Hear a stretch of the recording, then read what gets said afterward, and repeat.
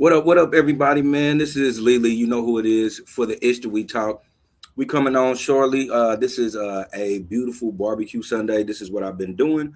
But we're gonna be talking about Cardi B hitting the town. We also gonna be talking about the Afro Man lawsuit. We're gonna try to dive into the Remy Ma and Rick Ross thing, the BET shutdown.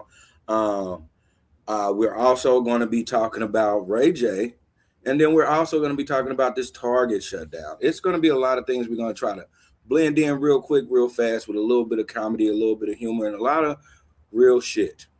And as always, take care of yourself and others.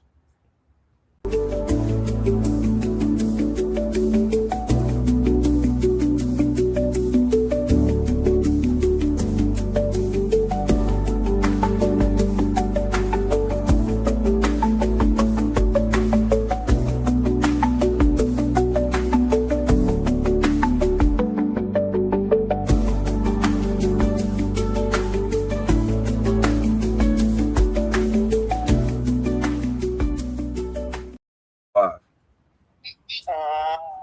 Hey, Hey, tell hello, Ray Rovine to come it's out. me. All right.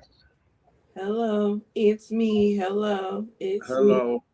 My bad, my bad. I had to make a quick phone call. Like I told y'all, this is Barbecue Sunday, and I have been barbecuing, but I'm going live, so I'm having somebody watch my meat. Pause. Yeah, gotta have somebody watch the meat. You know, that's a must. Yeah.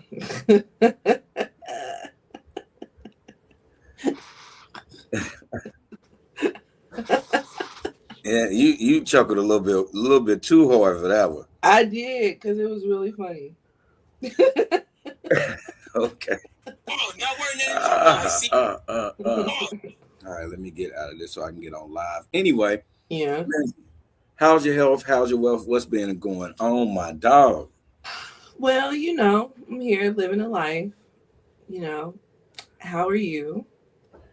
I can't complain, man. I'm just in here, man, trying to stay sucker free in a world full of lollipops. You know what I'm saying? Boy, do I. So, yeah. Um, yeah, so you ready to get into these topics? Let's get into these topics. Yeah, so there are a lot of topics to talk about. Um, let's go ahead and start with one that I was a participant of, and that is the Little Miss Drama Tour. So that came to Kansas City on St. Patrick's Day. Shout out to my mama because that was her birthday. Um, Yeah. but yeah, so this tour has taken the city to lower depths than I didn't think that we could go. There has been a lot of discourse online since this tour has come to Kansas City. Oh, Have you seen any of the discourse? no. Okay. I'm trying to, do my one twos right now. But yeah, there has been a lot of discourse. You know, some good, a lot bad that I've seen, you know. Yeah, yeah. So you know, I'm gonna be totally honest, and I'm not being biased. Um, I'm not being biased when I say this, but I'm not comparing because when I go to concerts, I don't go in expecting all the wheels and thrills and stuff like that. I go because a I'm a big fan of music, and I'm a big fan of artists, and I love live performances. So I go to concerts um for that reason. I go to a lot of concerts, yes. I don't compare um when I go just genuinely as a fan, and I want to have a good time.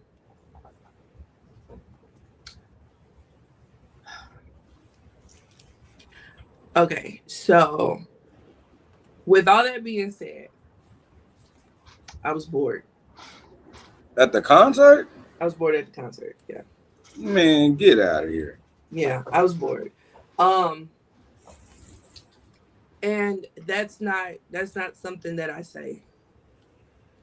So, I wasn't like I said, I wasn't expecting all the razzle dazzle, this, that, and the third, or something like that. But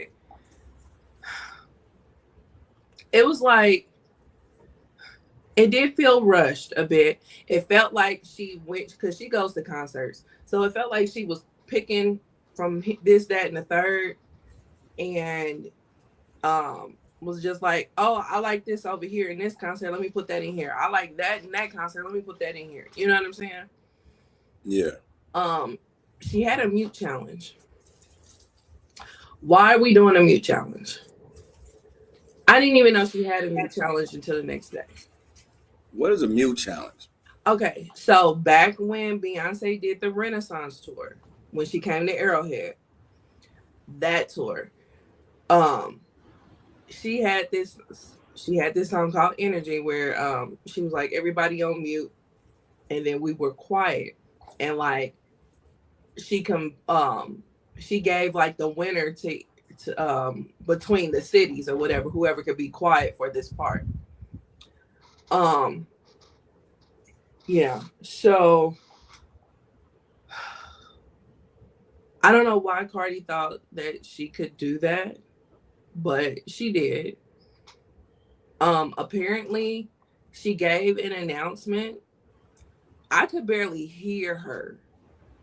So I heard her say something about Detroit, but I thought she was talking about like the outfits or whatever. But apparently she was talking about how Detroit won the mute challenge or whatever. But Cardi got this song where she's taking shots at Bia, and she was like, she was like, gun to your head, name 5 Bia songs. Pal, you're dead. Like that's, I didn't say the lyric verbatim, but that's basically what she's saying in the lyric, right? So this is what she chose to do her mute challenge on. So gun to your head, name 5 Bia songs, and then it was quiet. I thought that it was extended because she was trying to be funny. But no, apparently it was extended because it was a mute challenge. But like I said, I didn't know it was a mute challenge or whatever. So yeah. Then she did the pound you did. And of course we don't know how to shut up, so we didn't win. Of course, like Kansas City is never gonna win a mute challenge. Yeah, but I will say this: Beyonce said that we won the mute challenge. Beyonce probably said everybody won the mute challenge. I think she probably did too. You know, being an adult is realizing that maybe we didn't win that mute challenge. But yeah, so yeah, so yeah, why are we doing the mute challenge? That's stupid. So another thing, she had us wear themed attire, which a lot of people showed up and showed out with the theme. But this is the fourth. This is the fourth concert I've been to where we had to wear theme. Well, we didn't have to, but it was cool to participate in the theme. You know, I've been to 2 Beyonce concerts where we did a theme. I went to Brandy and Monica where we did the theme. And so now Cardi, we did the theme. And I participated in the theme all times. But the theme gotta make sense for the concert. What was the theme? The theme was like schoolgirl attire. Gotcha. So like Clueless, you know, or like Charm School, you know, like uniform type attire, like plaid, the button-up shirt, you know, what is it, houndstooth, Like my outfit was all houndstooth, and I wore pearls. So so I was in theme. But um yeah. Excuse me, So you said you wore pearls? yeah, I wore pearls. Pearls. Like, you know. Yeah, I'm just saying the first time you said that you didn't say What did it. I say? I don't know, man. You held you held that middle part like you was from Oh. St. Louis. I wore pearls. I'm like, Or you wore pearls, what? right? Pearls. Pearls. So yeah. Um so yeah, I was I dressed in theme or whatever, and a lot of people dressed in theme. Now a lot of them went to a slutty charm school, and a lot of them went to a high value charm school. So um yeah, so that was that, but it made no sense on why we were doing this thing. Then she had a moment where she was like wearing something that had plaid in it, and something that was supposed to be a skirt, but then it was only in the front, and her whole ass was out. Of course. Yeah. So and then she wore a hat that matched the skirt, and the skirt matched the boots. So but I still don't understand why we were doing a schoolgirl thing. Like, yeah. So that's that. Cardi can't dance, but we kind of went into it knowing that she can't dance. So, which is so wild because she was a stripper. Well, strippers technically don't have to dance.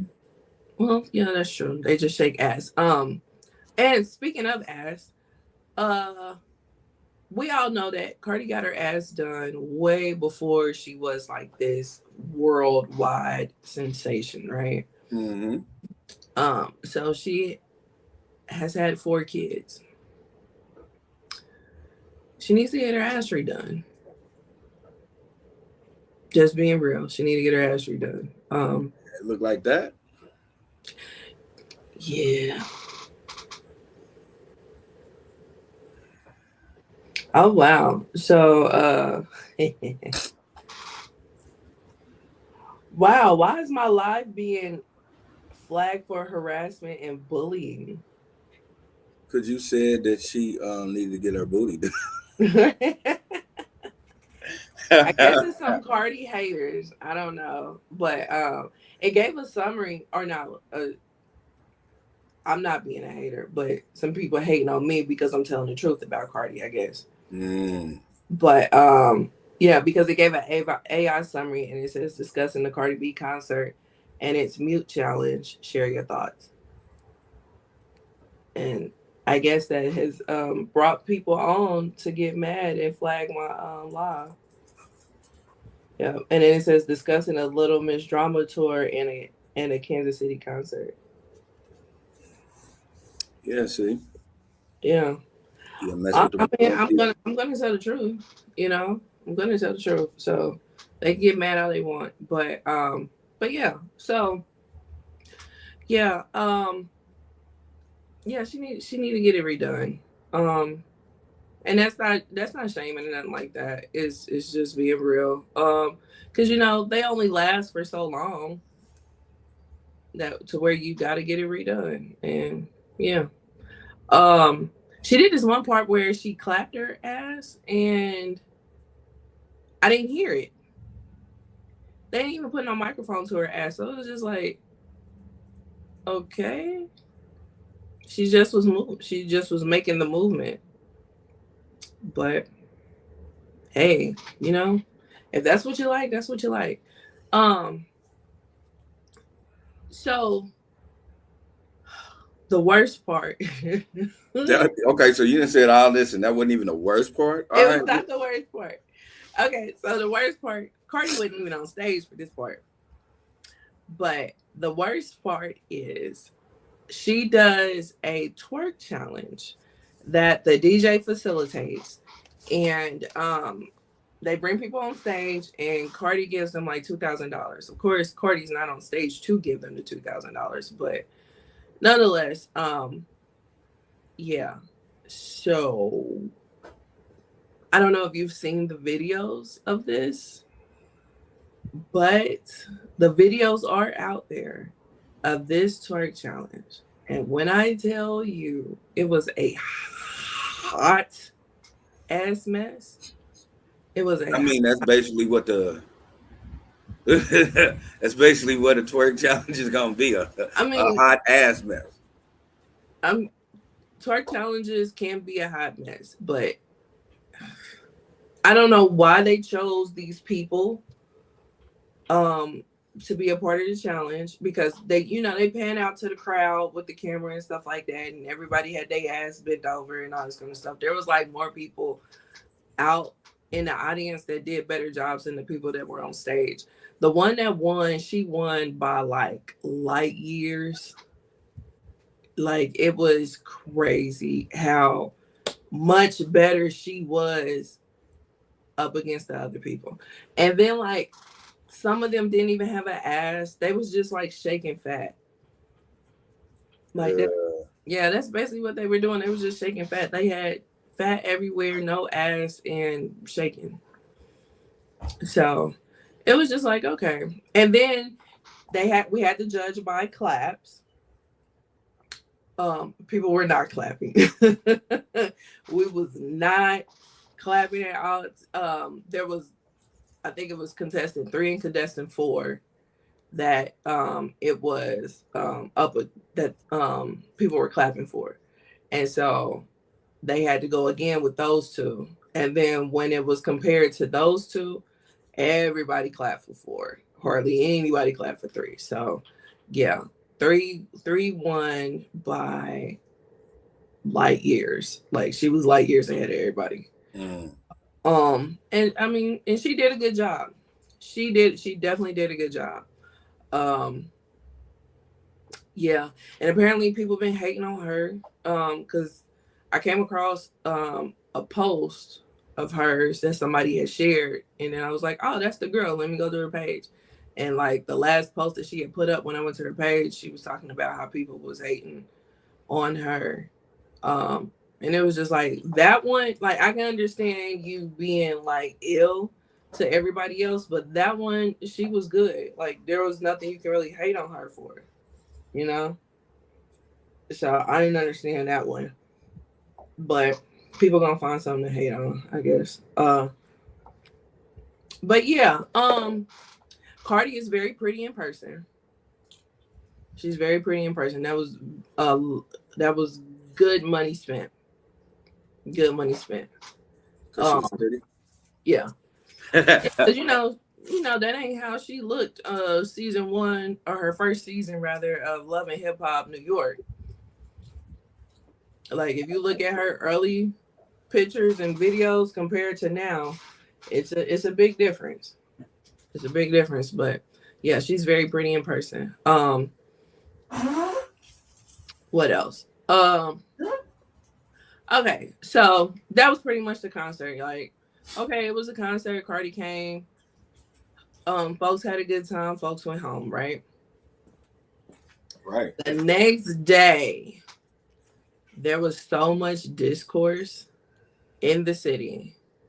It was a couple of people that I'm friends with that have moved out of town. They were talking about the discourse, and that's how I was seeing the discourse at first. But a lot of people were sharing the twerk video, talking about it was crazy, which it was. Don't get me wrong. There was somebody that had posted, Kansas City looked crazy in all they Shyne outfits. Okay, what was y'all expecting people to wear? It's a themed concert, so more than likely you're going to wear something that you probably won't wear again. So why would we spend hundreds and hundreds of dollars on something that we're not gonna wear again? My outfit wasn't Shyne, but if it was, so just to clarify. Yeah, I was in my Fashion Nova finest, I was in my Fashion Nova couture. But I mean, shit, Fashion Nova is like one step above Shyne. So shit, if you talking about Shyne, you damn near talking about me. You know what I'm saying? Right. So it's like, who gives a shit? You know what I'm saying? Like, people had on what they had on and they look good in it. Like, a lot of the people look good. I'm not even gonna hold you. A lot of people look good in their outfits. So I'm like, why are y'all trying to come down on where they purchased the outfit from? Like, who gives a shit? Like, they look good in it. Another thing, which some people, I'm gonna hold your hand when I say this. I get so tired of people that move out of the town and then make posts or videos or whatever the case may be about whatever's going on in the town and being like, I'm so glad I moved out the town. Why are we talking about the town if you're so glad that you moved out the town? Be glad out of town. I don't like, what are we doing? Like, I don't want to keep seeing this shit. You out of town. Cool. More power to you. I hope the shit works out for you. But I'm so tired. That's why I moved out the town. I don't give a fuck why you moved out the town. Stay out the town. You know, that's the thing though, Pete. That's the first thing people do when they move out of the city. They act like all of a sudden the city just wasn't worth nothing at all. I mean, and I always say when people do that, like, if we're gonna quality control this, if you're acting like the city is so trash, doesn't that make you trash by association? You know, I mean, I'm not the biggest fan of the town. Don't get me wrong. I'm not the biggest fan of the town. I was happy when I moved. Wasn't too thrilled that I moved back. But I never was that person to be like, I'm so glad I'm out the town because blah blah blah blah. Like, you know what I'm saying? Like, I never was that. I never was that person. So if you so glad that you moved out the town, just stay out the town. Watch what's going on from the sideline. But we ain't gotta hear it. You ain't gotta make posts about it. You ain't got like, you already know how folks get down here. So just watch the shit. Say it to yourself. Oh, I'm so glad I'm not in the middle of that. And move on with your day. Like, why are you making posts about the shit? That's just people, man. That's why I just be like, yeah, that's the town. Like anytime something pops off and you got people that's gonna do that, I'm like, yeah, that's the town. I mean, it is what it is. Like it or love it. Like you said, man, you got out of town. Like, stay out of there, stay out of town. Yeah. Don't come there. Like, if you're gonna have so much bad to say about it, why even come down here to critique what's going on here? I don't understand. You so glad that you moved out to town. Show me what you so glad about. Show me why this was the best decision in your life. But you're discussing town shit out of town. Why? Right. Why? Like, you supposed to be so happy about being out of town. I mean, if you take what I'm saying as a shot, then so be it. But there's just some real shit. I don't understand why you so glad to be out the town, but you talking about town shit all the time. You know, like, what's going on in your new town? You know what I mean? I mean, that's just the belly of the beast. They're gonna do that. Most haters or most people that never could accomplish anything, they'll go somewhere, still never accomplish anything, but shit on anybody that's doing anything in the town. Like, right. that just seems to be the thing. Right. And it's just like, you're not doing nothing extra there. You're working a regular job there. You're pretty much above the poverty line, like you was above the poverty line here. Right. Like, you're not doing nothing to better yourself, but you're so glad that you moved out to town. Okay, great. Great. I'm happy for you that you moved out to town. I truly am. I'm not even trying to be funny. I am happy that you moved out of the town.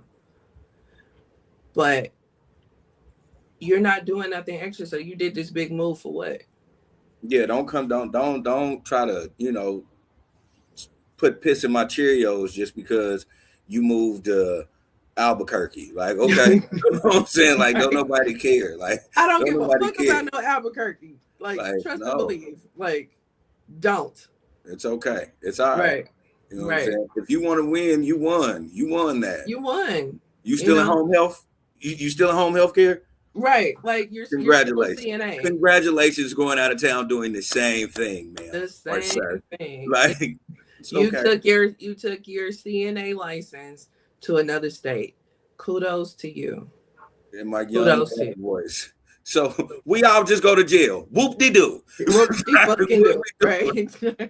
Right. Like, come on. Like, are we kidding? Are we kidding ourselves here? Like, don't like that shit just irritates my soul when I see the shit. And I'm just like, dude, okay, you move out. Do you know how many people have moved out the town?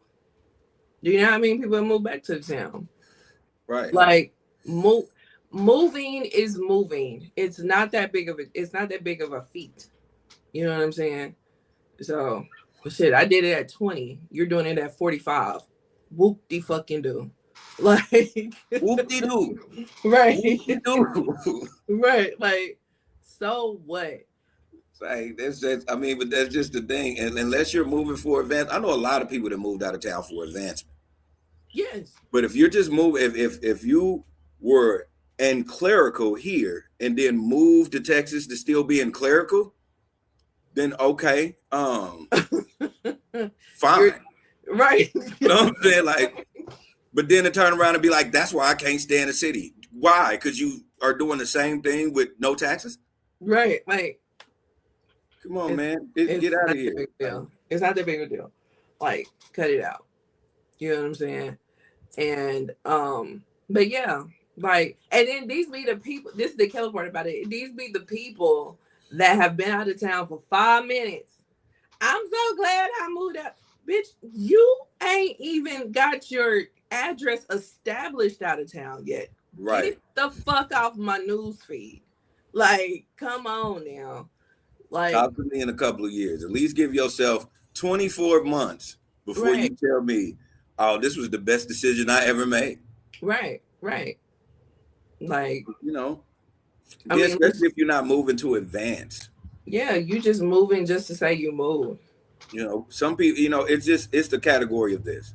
You got some people that move out of town because they just want new scenery. They're gonna still do the same thing, but they just want new scenery, and that's fine. There's nothing wrong with that. Then you got the people that they moved out of town because of a job opportunity that was not available here. Mm-hmm. You know, in either of those type of situations, who are you to turn around and say anything terrible about the town unless the town just puts you in a traumatic event? Most of the time, y'all put yourself in certain situations where y'all have to go out of town. Yeah, that part. Yeah. I'm so glad I moved away from the city. Yeah, because little Tat Tat was about to run your shit up. That's why. Yeah. Right. Because you had half the city about to wear that ass out. You know what I mean? Or you done ran through so many motherfuckers. Ain't no more people to run through. Ain't no point of you being here. Ain't no point of you being here. That part too, I forgot about that. I didn't even think about the third party, the party that their reputation is so ran through that they go out of town because it gives them, you know, basically new mileage. Mm-hmm. Right. Your miles get pushed back when you go out of town. Right. So, but yeah, like I'm so annoyed with that. Like that was part of it too. It was just like, really, like, okay, but you know, for the most part, it was a cool little show. You know, coming back to Cardi, it was cool. It was a cool little show. She had no opening guests. She had no opening acts. She had no guest performances or anything like that. It was just us and Cardi and her dancers. And do you want to know what happened to me at the concert? I mean, we're here now. So I was going to fight 2 niggas at the concert. And I was gonna wear their motherfucking ass out. What? it was going to not be a game. And yeah. So this is what happened. To make an extreme long story short. I was supposed to be going to the concert with my cousin and my niece, right? My cousin the day before was like, I'm gonna upgrade my ticket. All right, whatever. Then my niece the day of was like, basically the girl that made her outfit was stuck out of town because of this whole TSA shit. Mm-hmm. Excuse me. So she was like, I don't want to go no more. So I'm like, this is what you really wanted to do. What are you talking about? You know what I'm saying? So she eventually changed her mind, but she ended up riding with a couple of our cousins. So, okay, fine. I didn't know, but they had bought tickets for the next section over. Okay, cool. So I get to the venue. I walk right in because as soon as you walk right in and go up the escalator, that's my section right there. So really good seats. I was section 103. Go to the seat. Our seats are on the end. I had on my row, I had seats 1, 2, and 3. So I'm sitting there, and I had sent them the seats 2 and 3, but I had 1. So I'm sitting there on the end. Of course, when you're on the end, that's par for the course for you to have to get up and down every time somebody went in and out of the row. Mm-hmm. So didn't have a problem with that or whatever. So I had seat 1. I was sitting in seat 1, 2 and 3 are empty. So these 2 girls come for the row. So I get up. They stop at those 2 seats. So I was like, yeah, these seats are taken. So it was real loud. The girl kept on saying something to me and I couldn't hear her. So she had to say it like 5, 6 times. And she was like, are you Courtney's cousin?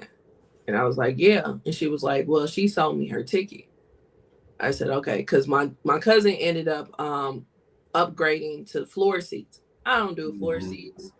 So, shout out to her because she was really geeked about going to. So shout out to her for getting floor seats. But I do not do floor seats. But yeah, so I didn't know she sold the ticket because she was just telling me that she was upgrading. So the girl was like, I got the ticket from her. I said, okay, but you bought 1 ticket. So she was like, yeah. I said, who is this girl? So I'm still trying to figure out, like, why is this girl here with you if you only bought 1 ticket? So they ended up leaving. And then the girl by herself came back. So she stood there for like 5 minutes. Then she left and never came back, right? So the seats in front of me, it was 2 dudes in front of me.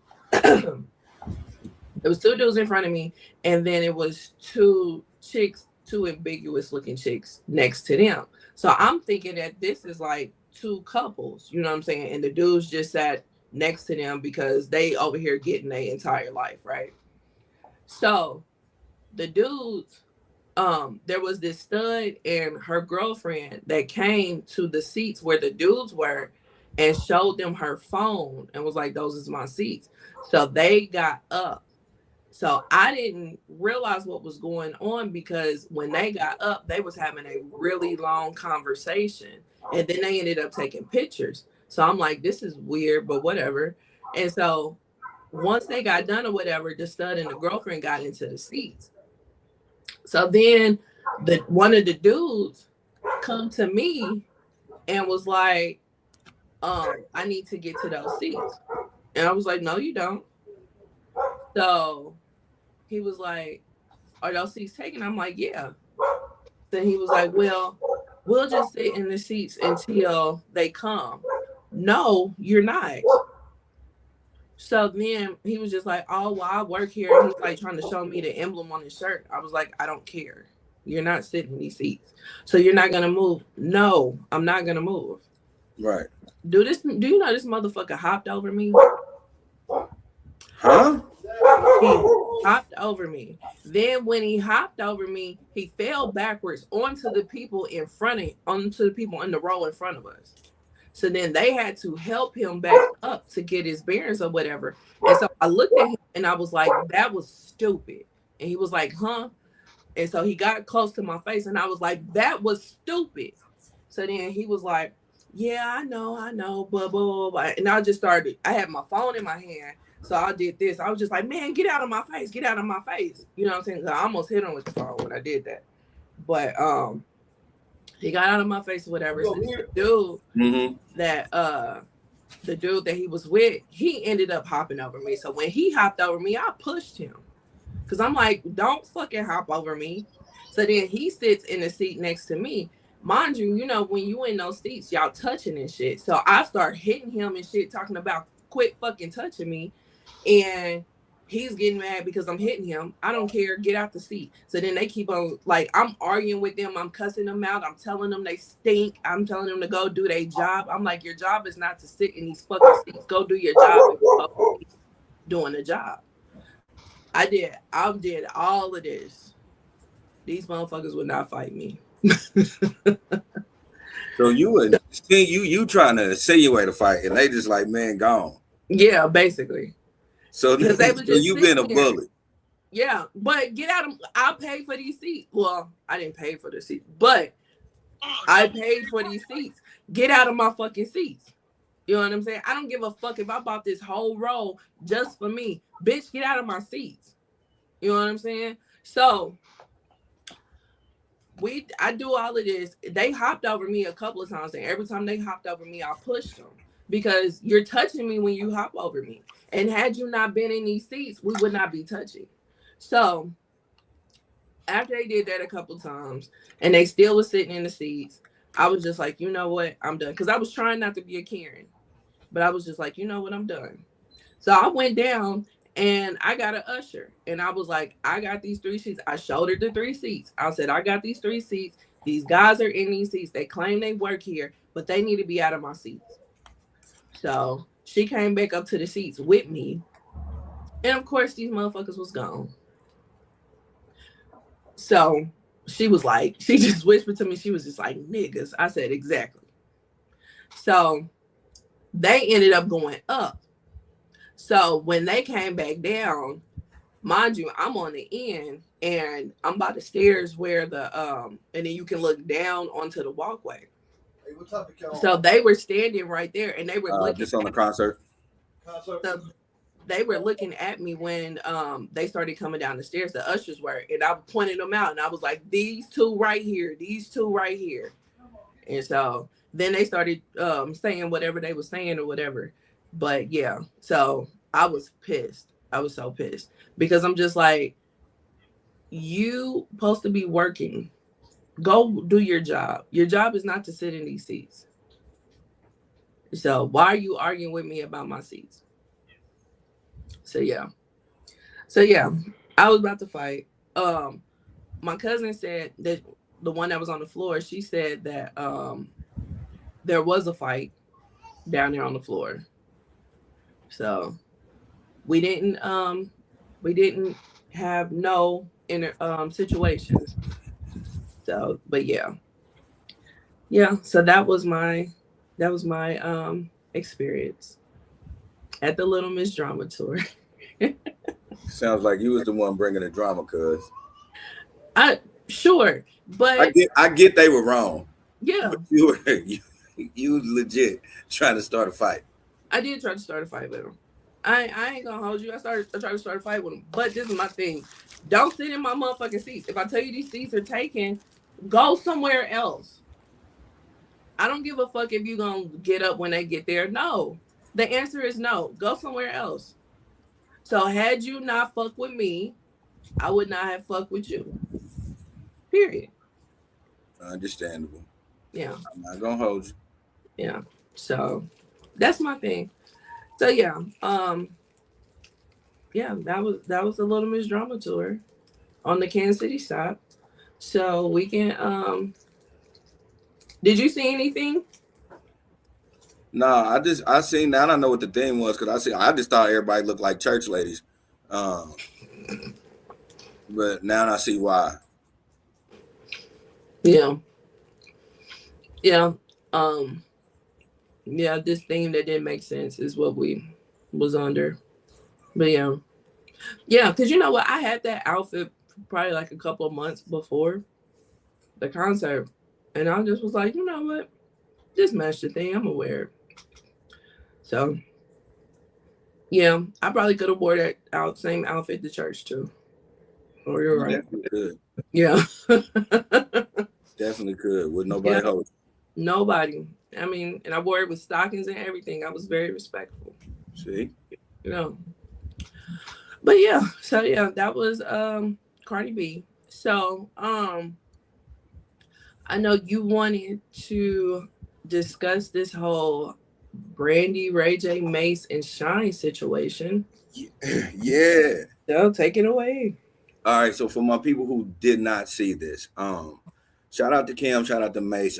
They got a podcast called It Is What It Is. And they had a guest, Shyne Poe. If y'all don't know who he is, he was a um, really critically acclaimed rapper in the early 2000s, late 90s, early 2000s. Uh, and he got really super famous for basically shooting a woman in the nose at a club for Puffy. Um, and he ended up going to jail for it.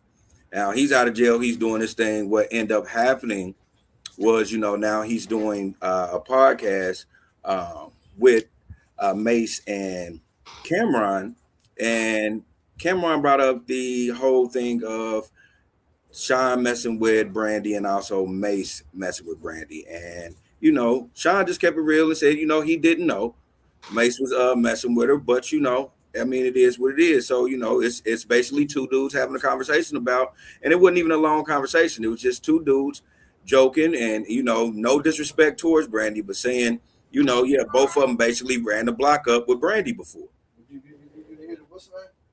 Uh, Hold on, bro.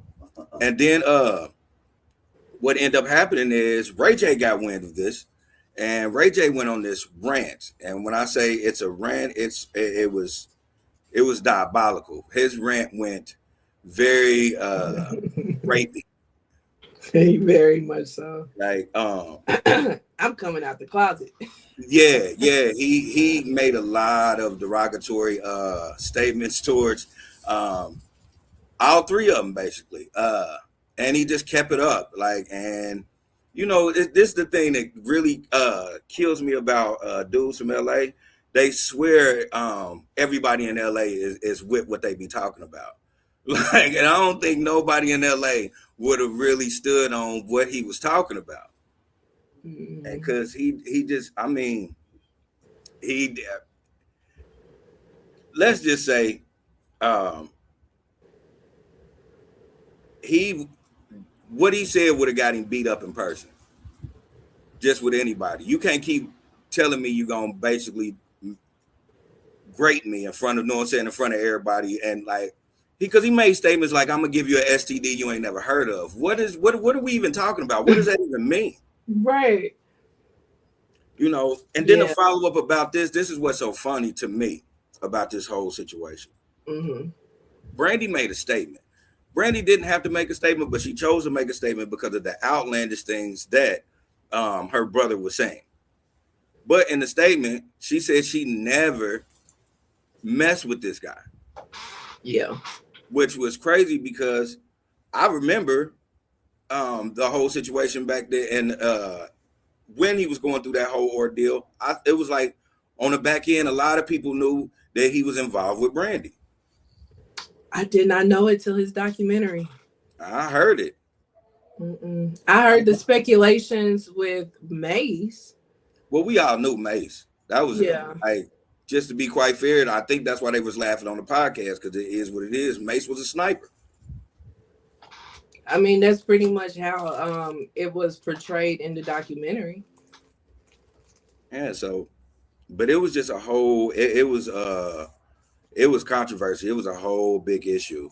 So, but more or less, it was more on Ray J just going ham at these gentlemen.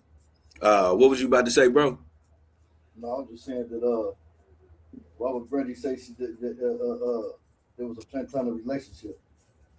Just like Ray Daniels said, It was a what kind of relationship? platonic. Brandy said like Ray Daniels said, he said, I've been platonic with a lot of women and slept with. You've been platonic. You've been platonic. Yeah. But yeah, I mean, and that's the honest to God. We could be friends. It's man, come on, we're all grown here. It's been plenty of times, you know what I'm saying, you've had friends that you'd have knocked off, or they done did something to you. I'm not saying it's the norm, but it has happened before. That's not platonic though. With me, I ain't gonna be on TV talking about nobody I mess with though. That's my thing. Because as men, I think that's corny. Especially for something that happened like damn near 30 years ago. Yeah, I ain't gonna do that. So you got to know Cam. Cameron's one of those people. You see, Mase didn't say anything. You know what I'm saying? I like how Mase said he was like, I was special. And he wanted to be special too. And he left it just like that. Shyne answered, but Shyne was very respectful. He didn't say anything derogatory about it. Yeah, Shyne has never spoken negatively about it. Because like in a documentary, he just pretty much, said that he was dating her, and then he found out later that Mase was dating her. Yeah, that was the thing. He didn't know, and like he said, even if it was, I'm gonna just keep it 100. Even if it was one of those things where you wanted to keep it on the low, he said it. He said the reason why it, you know what I'm saying, it was the way it was is because he was talking too much. Mm-hmm.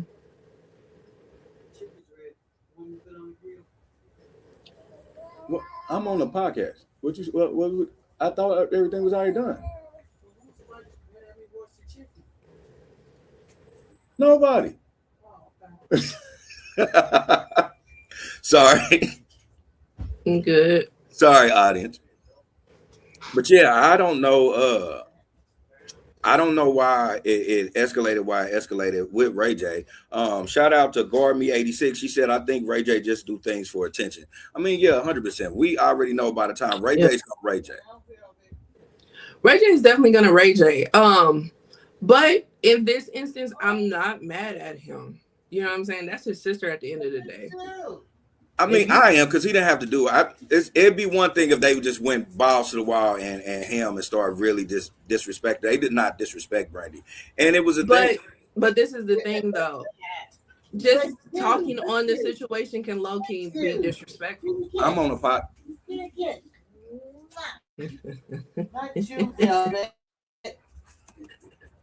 But just, speaking on the situation as a whole can be disrespectful because women and men are looked at differently when it comes to dating.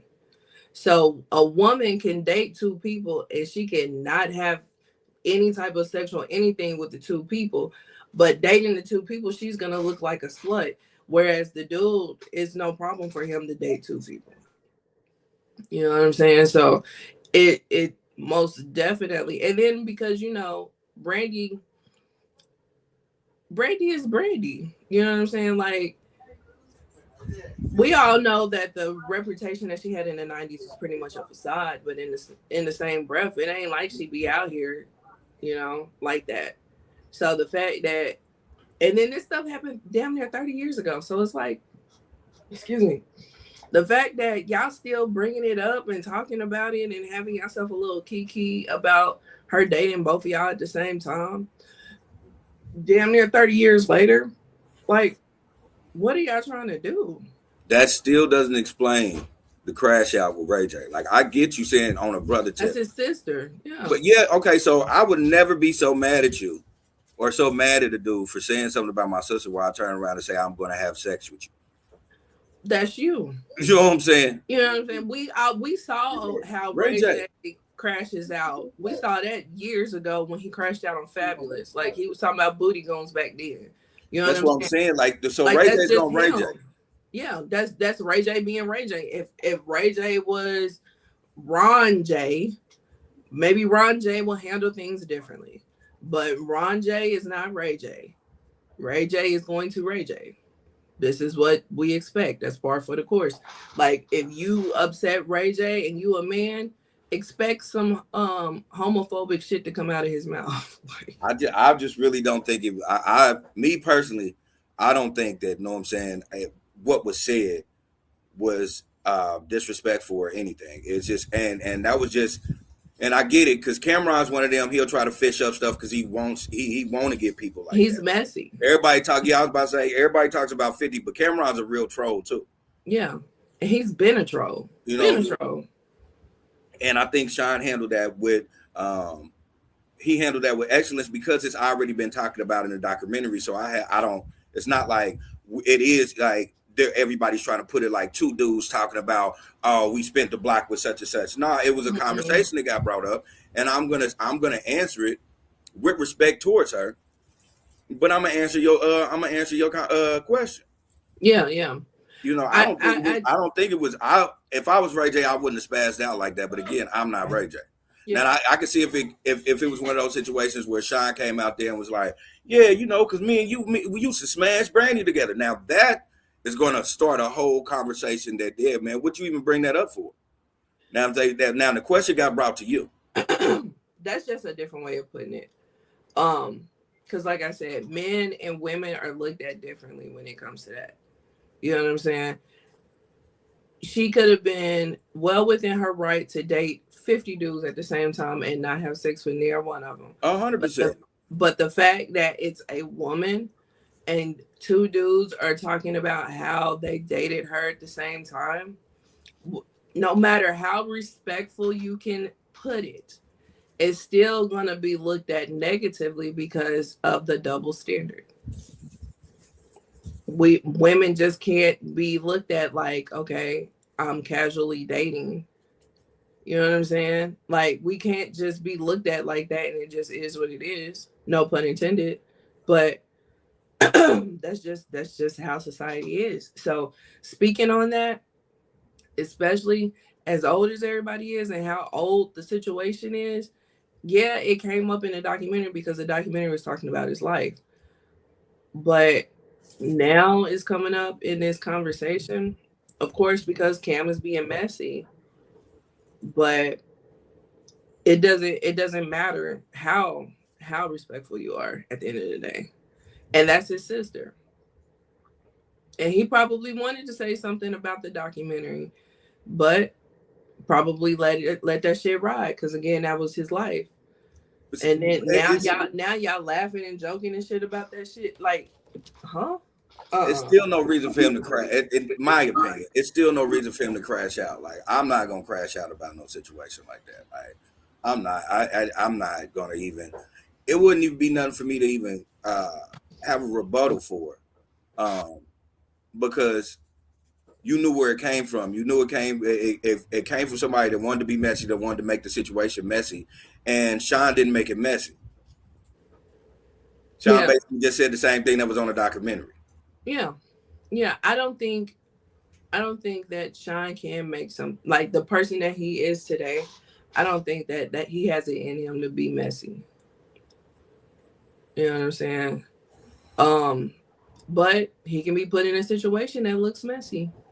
I mean, and that's the thing. But and we talk about, you know, it's been so many years. And you know how many documentaries and so many things we didn't watch where we found out such and such, this celebrity was messing with this celebrity. Yeah, that's what I'm saying. That's what I'm saying. As far as the documentary is concerned, cool. That's part of your life. I get why you talked about it. But on this podcast. But that's what I was about to go to. Nobody's thinking about that situation. But see, that's what I was about to go to. I was about to say, like, when you have things like that in documentaries like that, and people start asking you about it in interviews, of course they're gonna bring things up like that. So you have to be able to answer those. Yeah. You know what I'm saying? It's just one of those things you have to answer them. Right. And then you have to expect for somebody to come to her defense. You have to be ready for that. You have to be ready for that. Okay. I'll give you that. I'll also raise you this. Mm-hmm. You don't come to nobody's defense like that on the way that he did it. But again, I'll go with you. You keep saying that's her brother. But come on, like just because you wouldn't have handled it with the verbiage that Ray J handled it with, we cannot be mad at him for however he handles it. That's his sister. He's gonna defend her honor. And I I'm have not been mad at saying, him. I have been saying ad nauseum, you cannot dictate somebody's reaction to your action. They acted, he reacted. 100%. I keep telling you, I'm not saying that. What I'm Yeah. saying is, But you're saying about how he handled it. I keep saying you cannot dictate somebody's reaction to your action. again, I understand that. I'm not saying be mad at Ray J for that. I'm just saying the shit was outlandish. Well, of course. You know what I'm saying? I'm just Yeah. saying, like, what he say he was gonna get the bussy, like, bussy baby. Who is that? Like, what? Who is that? He just be saying shit like. Like, even dude behind he was laughing. He like, nah, for real, blood. Like, nah, what are you talking No, about? I ain't no for real because you're not gay. Like, what are you talking about, man? Like, if this was your way to defend your sister, you did a really, really crappy job. And I feel like that's the reason why Brandy had to come out. And that's it ain't a feel. That is exactly why she Yeah. had to But because in of the what same he breath, said. yeah. But in the same breath, she was like, because it's implied when people are dating, it's implied that they're having relations, right? She had to come out and be like, hey, I had a platonic situation with him. You know what I'm saying? Now that's way different than what is implied with what Shyne was saying. You know, I think she's just saying that, and she might have didn't, and they Shyne probably didn't smash. I'm not saying that because even in his own words, he was talking to the wrong dude, and in the middle of them even having an interaction, she was like, "Well, how did he know that you here? Why? Because dude was telling him." So that probably was the reason why he didn't smash. But that's nor here nor there. The fact is, Shyne even admitted the reason why nothing ended up happening between him and Brandy, as far as the world knowing, is because he was talking to somebody who was a snitch and going back and telling Mase. Yeah. Yeah. Well, you know, it is what it is. I suggest everybody just wash their ass. Shit. I suggested Ray J get his blood work done, because you telling men that you're gonna give them a STD that they ain't even heard of, bro. What do you got?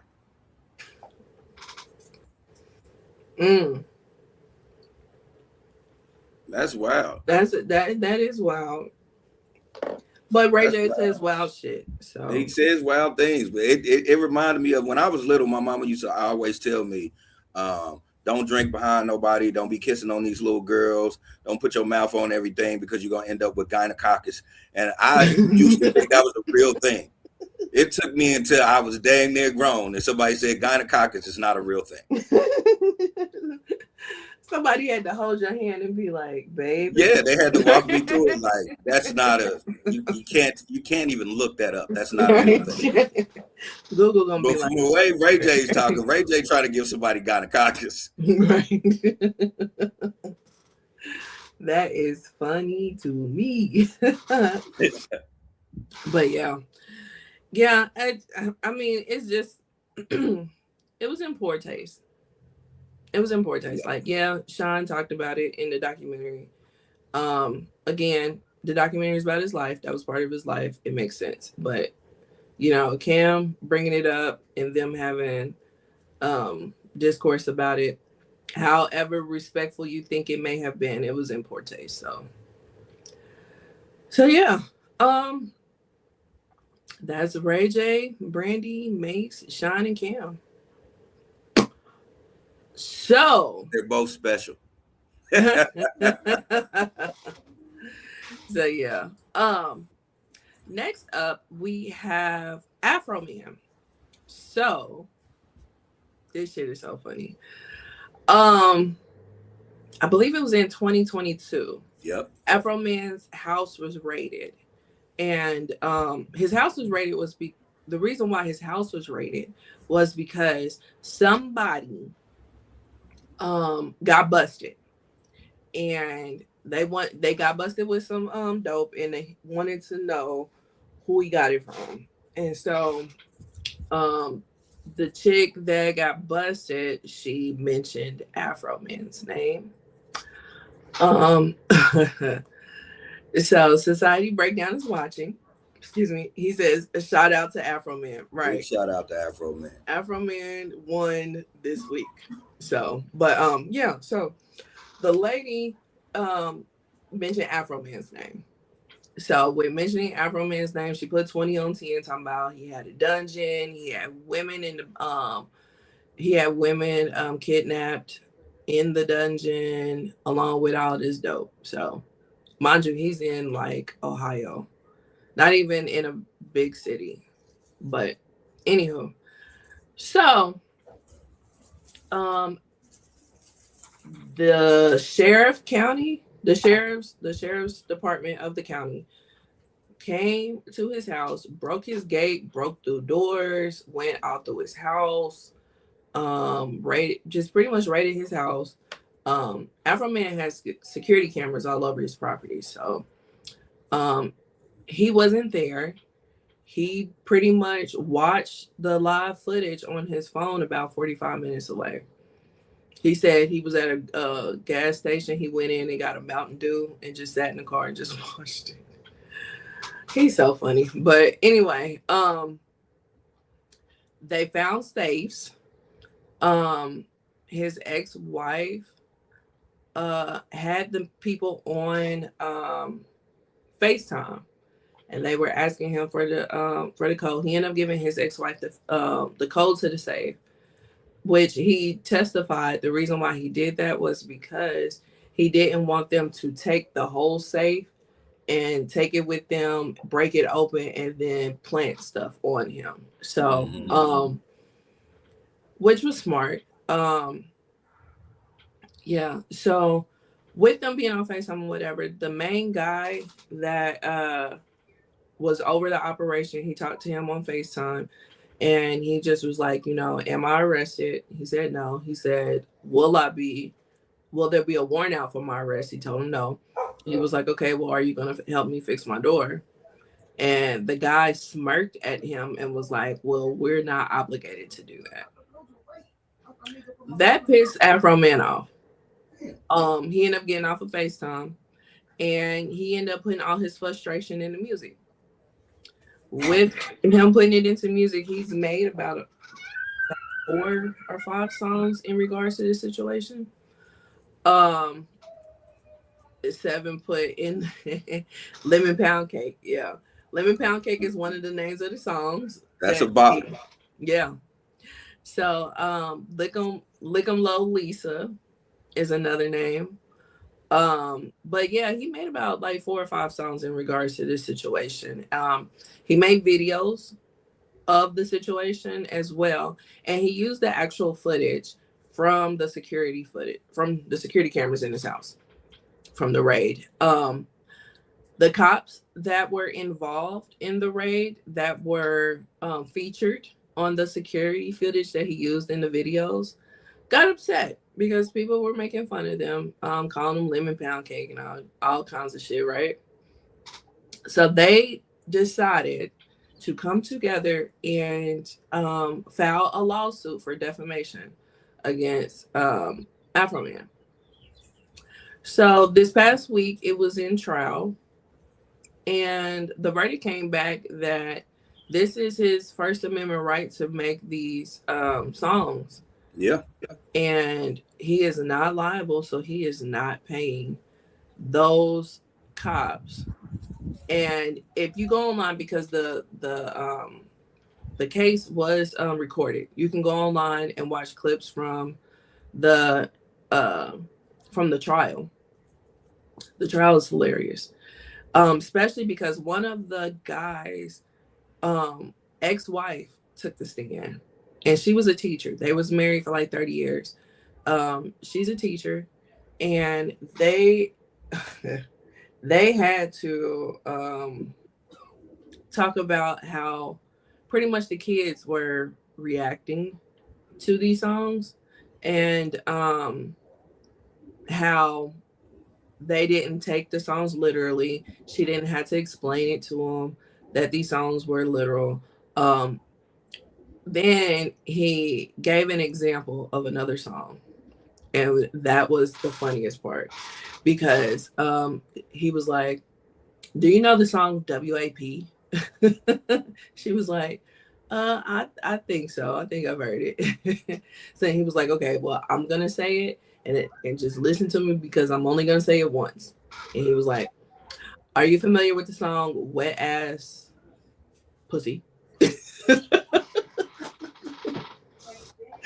And she was like, "Yeah." But I mean, they had to say that song to give an example that like the kids make more. I mean, they are more intelligent than what you think. Like they're not gonna believe this shit that's in these songs. You know what I'm saying? So, because that's part of defamation. Like if somebody is speaking negatively on your name, it has to affect you.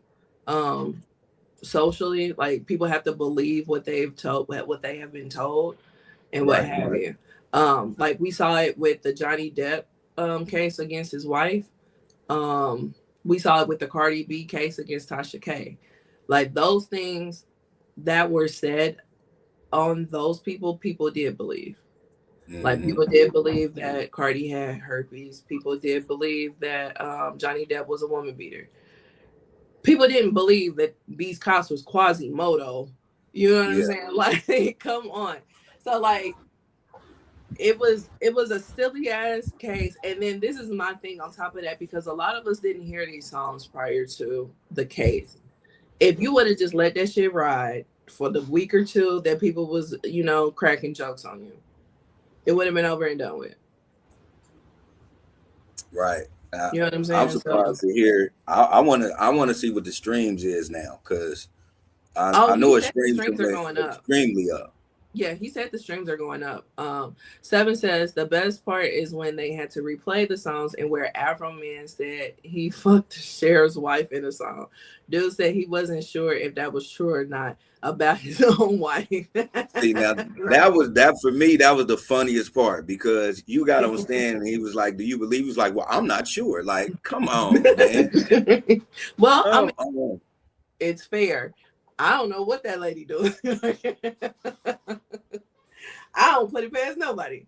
But in the same breath, what was also funny was when they played Lick 'em Low Lisa, and Lisa was on the stand And she crying bust her out eyes crying. out. Yeah. It's like, girl, bye. Miss me with them white woman tears. That's Like, exactly what it girl, was. Like, yeah. Miss me with them white woman tears. So yeah. don't nobody What are your care. thoughts? You might as well put lick 'em low on your badge now. Okay. Okay.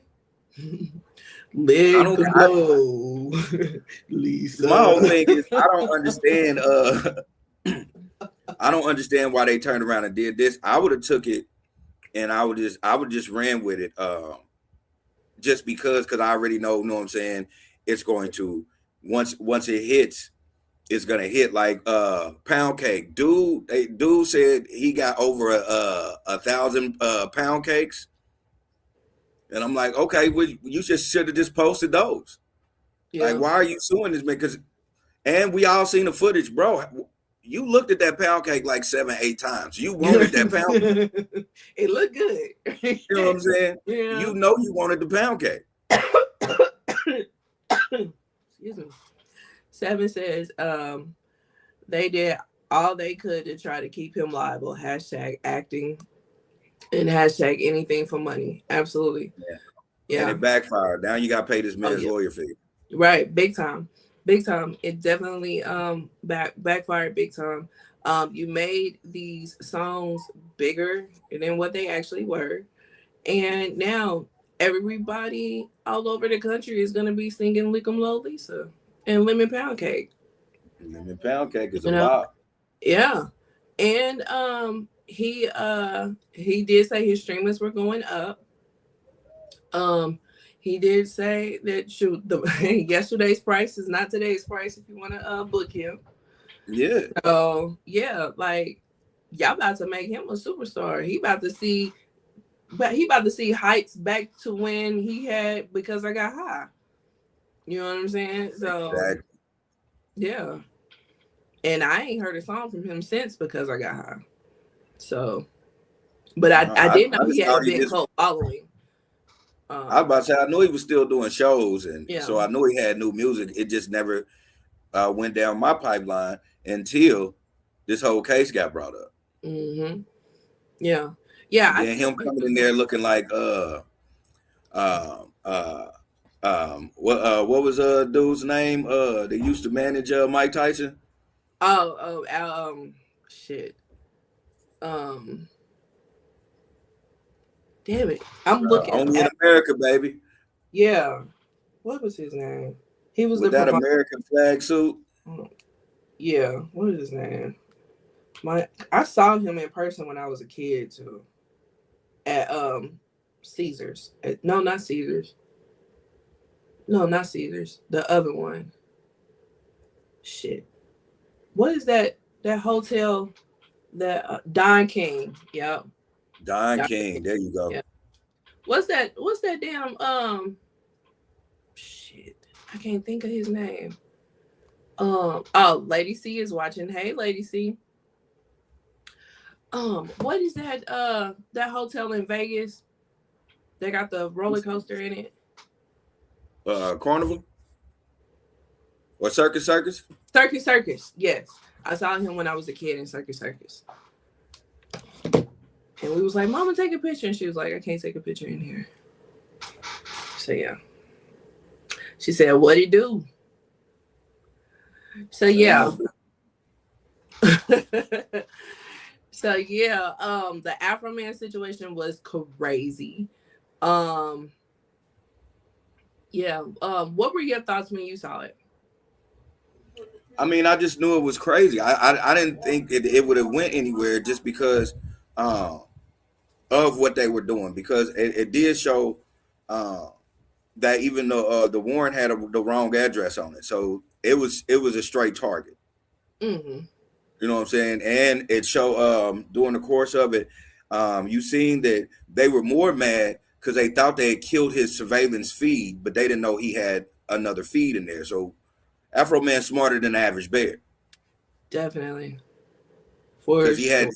he had two forms of feed. So I just knew it was gonna be one of those things where this is gonna end up biting them more than they think. And then even with what they were trying to say, like again, it is one of those things where he had the right to do that because all of it was free to the public anyway. So he can do whatever he chose to do with it, especially because it is his own footage, and he could have used the footage from there and still did it. Yeah, he can do Because whatever of he wants his to with case. his footage. Yeah. Yeah, he can do whatever he can with his case. Mm-hmm. Yeah. So 7 says justice finally. If only Epstein victims can get some of that. Facts. And Lady C says, my coworker showed me Friday night. LOL. He was singing the songs all night. I'm telling you, listen.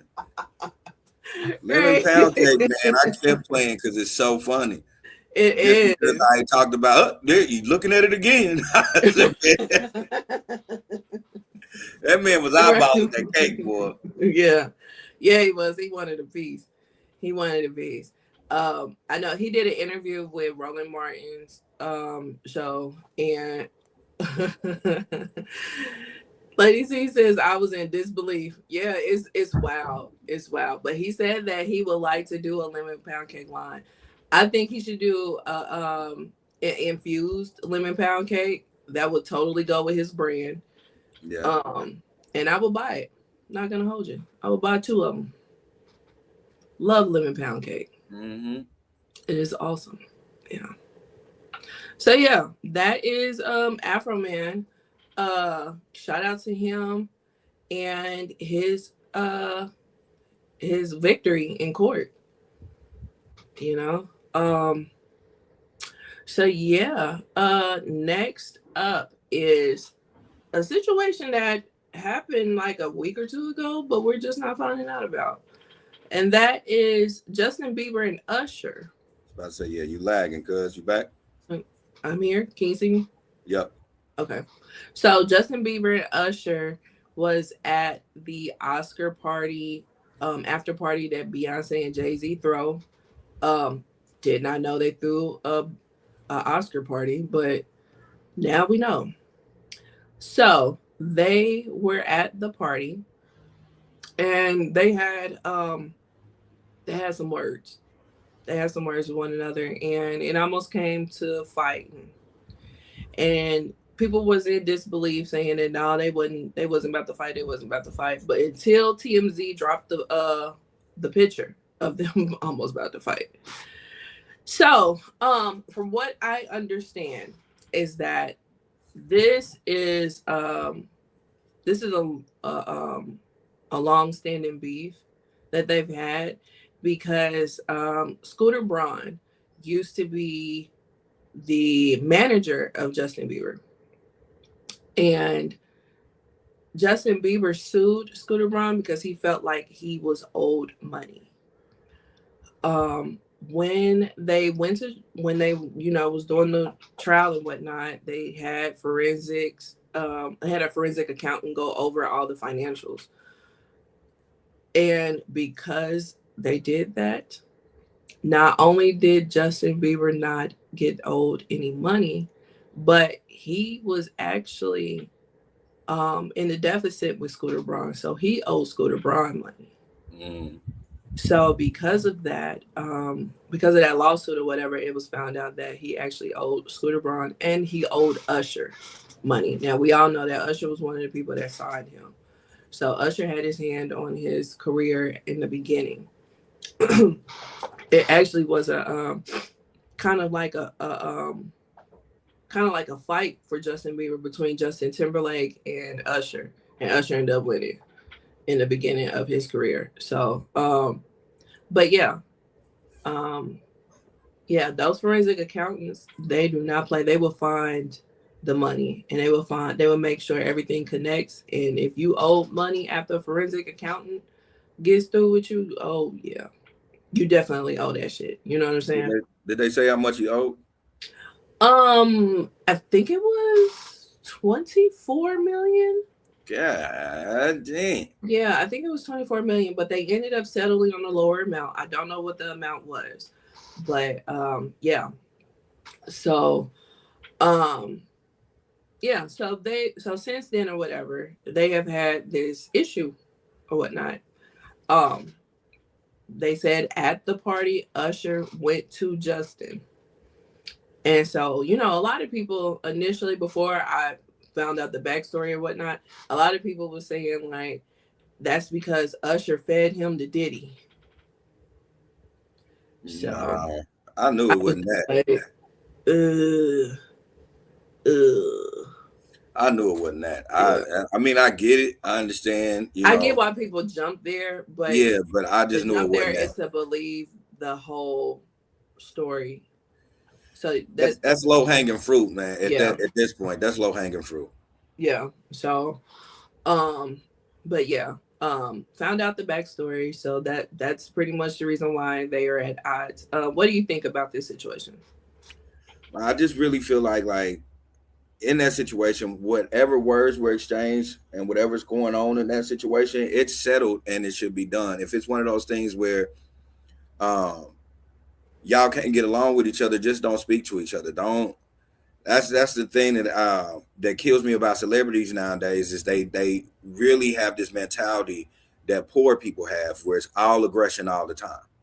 Mm-hmm. And I don't understand that, because that's the reason why you're in and established the way you are and have the money that you're supposed to have, is for you not to have that mentality. Like, and don't get me wrong, when you play with people money, you play with people money. People gonna act a certain way, but it's still a level of professionalism you got to keep.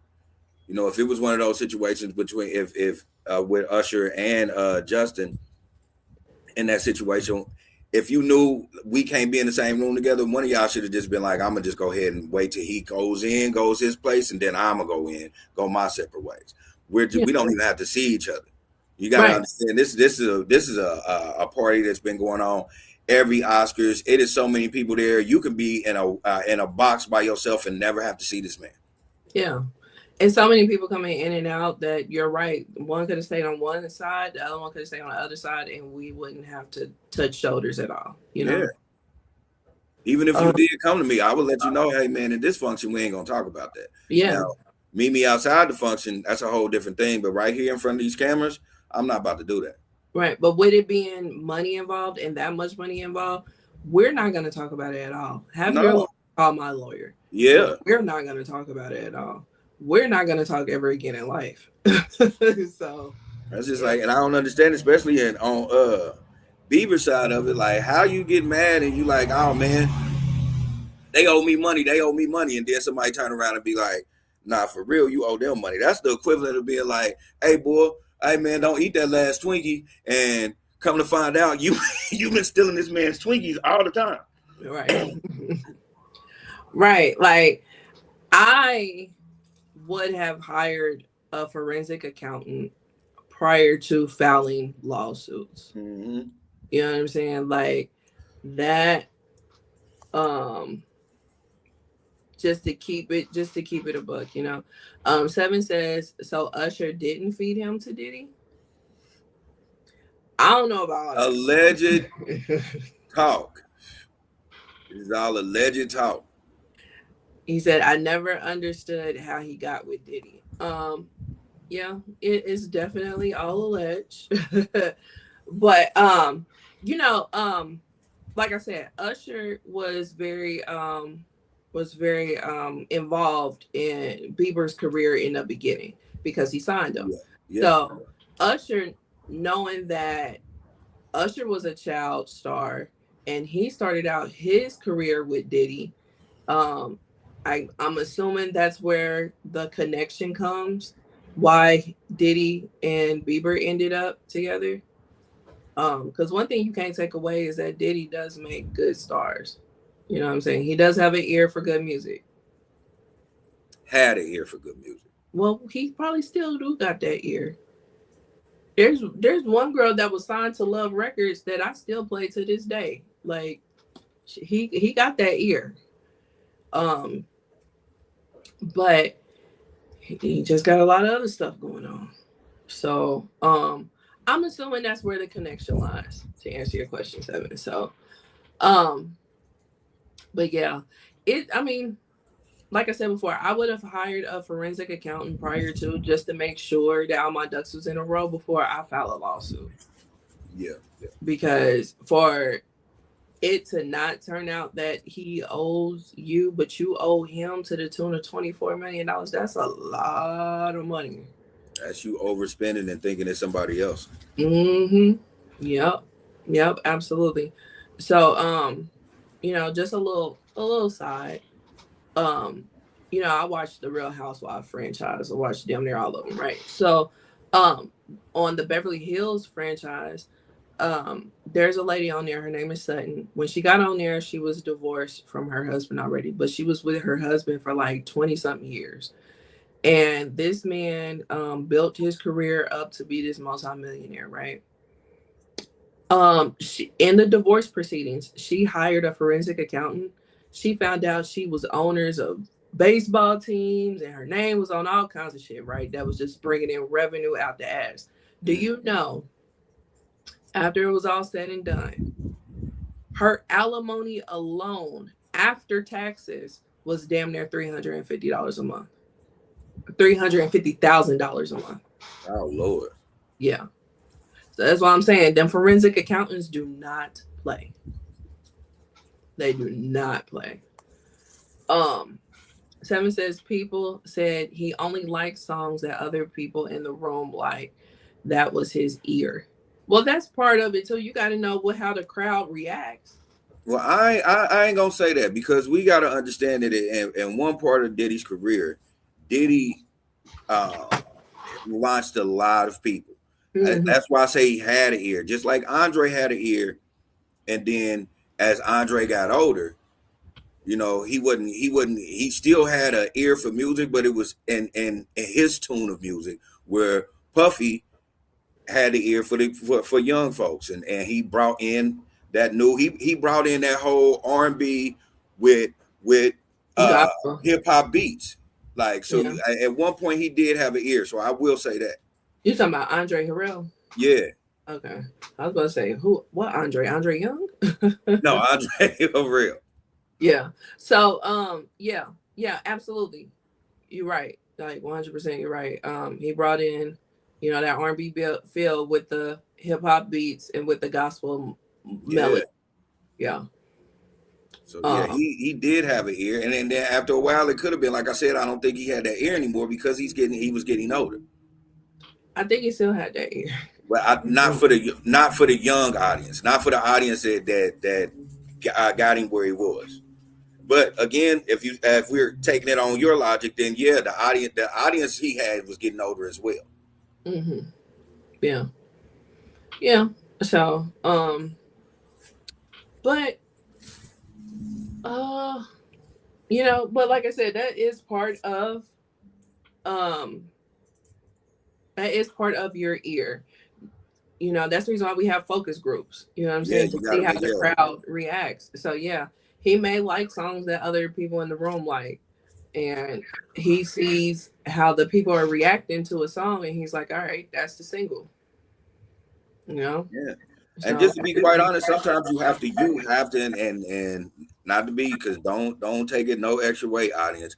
But sometimes you have to trust Puffy when it comes to certain things, especially when it comes to music. Cause you can't just be fighting over a song and he say not that's not it.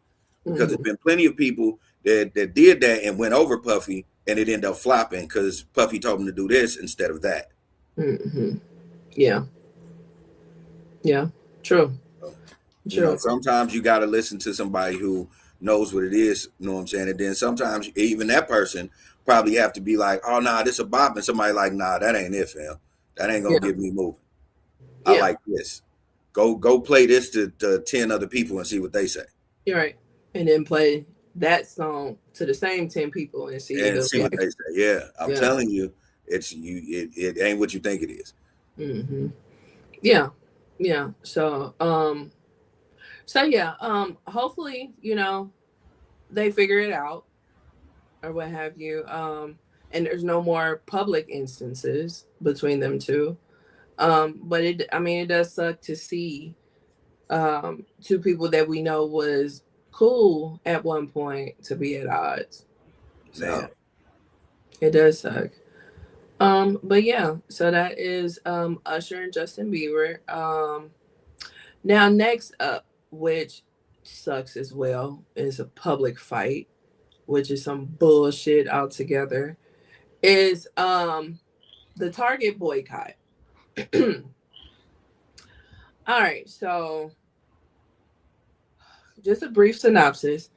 Um, after uh after it was announced, that Trump was going to be the president, um, people that have put in initiatives for certain things, especially with DEI, they started rolling them back.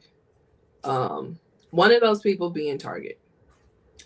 Um, so with Target, rolling back their DEI initiative, a lot of people were upset, and people wanted to take action. So they came up with a Target boycott, and there were certain demands that they wanted fulfilled by Target before the boycott was over. The boycott started, I believe, either February 1st or March 1st of last year. I can't remember which one, but it's been going on for over a year now. And last week, Pastor Jamal Bryant came out and said that the Target boycott is over. He said they met about three of the four demands, and so he pretty much was calling it.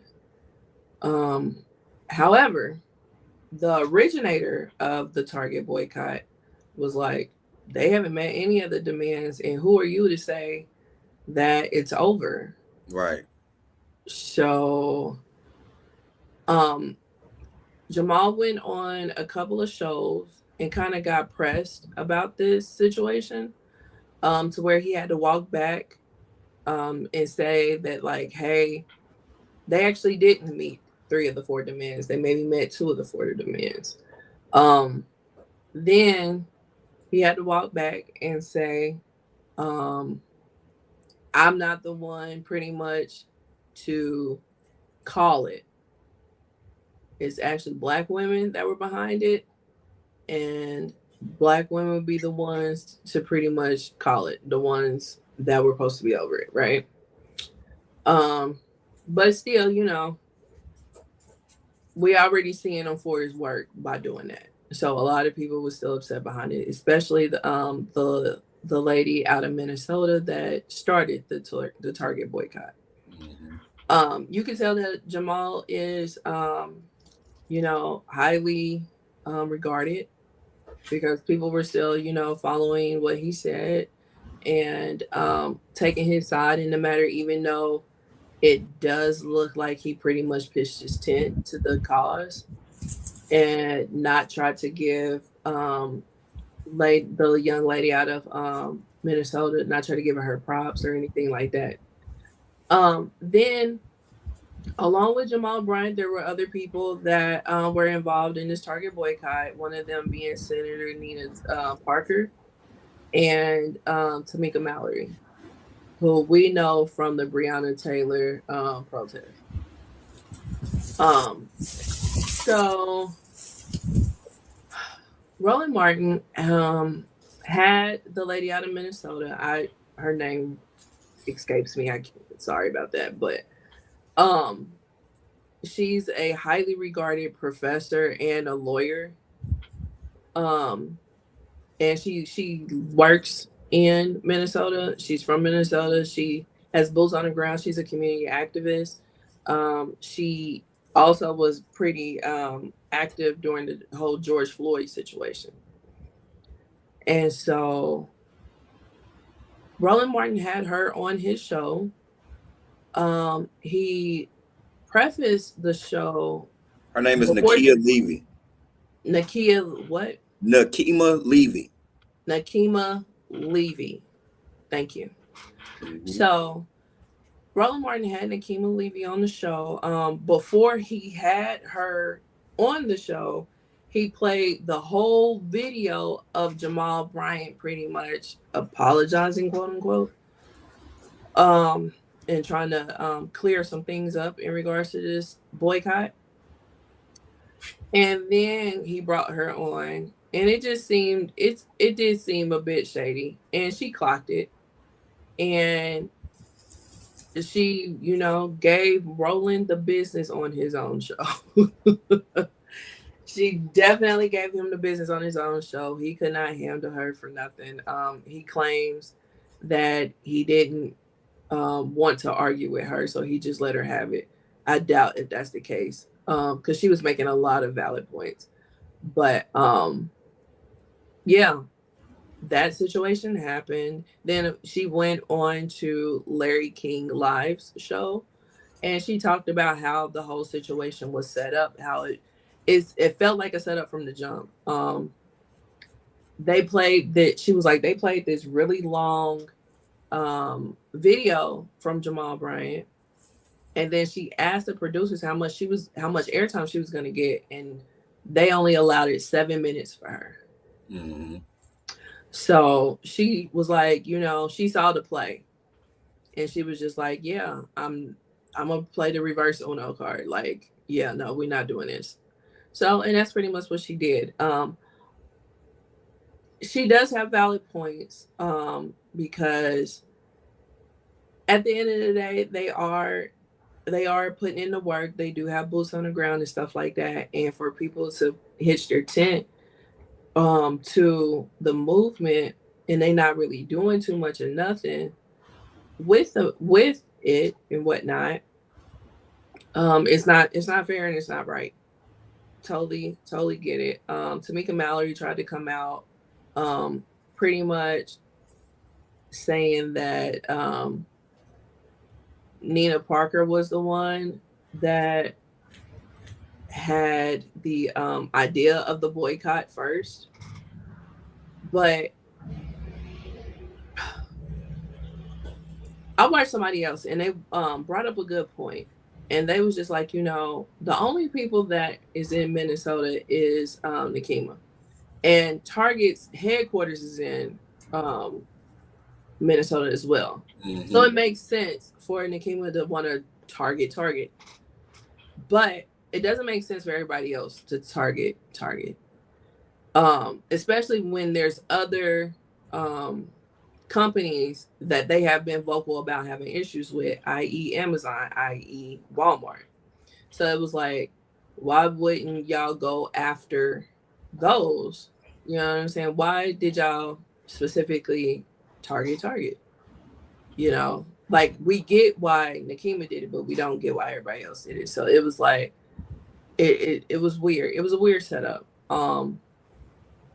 We probably will never know the answer to certain questions, but now it's turned into an in front of public fight that should be in house. Well, we know the answer to it. That's the thing in a nutshell. We know the answer. We just don't want to say it out loud. Like the whole thing in a nutshell, when it came to any of these situations, is um, religious leaders and Hmm. politics or politicians are always going to back something um, on the surface because they're looking for that back end money. Yeah, and a lot of people was saying that Jamal Bryant got paid, but he claims that he didn't get paid, and Yeah, he didn't give no money to the church, no money to him, or anything like that. I mean he could say that, but at the Yeah, same he can say time, that. it's just kind of weird for you to jump on the coattails of the boycott and then claim the boycott is over. You could claim that the fast is over because, like, you can what the narrative is now. You're saying you did a boycott fast. That's not the same thing as, or excuse me, not a boycott fast, but a Target fast instead of a Target boycott. So how are you gonna say it's over? Yeah, You know what I'm saying? It's you know, in this society, man, we have to learn that we have to trust people for who they really are, and we've all known when it comes to certain celebrity religious leaders, you know, you got to trust that all of them have a, a point where their integrity can be bought off. yeah, Like right. it doesn't matter Everybody who comes they to. are. Everybody got a price, and especially religious leaders. A lot of them Mhm. have a price. They'll never tell you what that price is, but you know it's a price out there. Same Mhm. way with politicians. Politicians always have a price because they're going to be wanting to be up for reelection, or they want to gain politically, and they're going to have somebody in their background being a filibuster. So they're going to do that. They'll play the side until they turn around and be like, "Hey, look, I get it. I understand this. This is what we'll do, and then we'll cut this check for your campaign." Yeah, right, So it's right. like we know what's happening. The thing is, with Miss Levy, yeah, how dare you do that when y'all can say whatever over there, but y'all can't say it over here and where the headquarters is located. Yeah, right. Like, they boots on the ground. You know what I'm saying? And you know, um, another thing that was brought up, which started making sense to me, is Al Sharpton.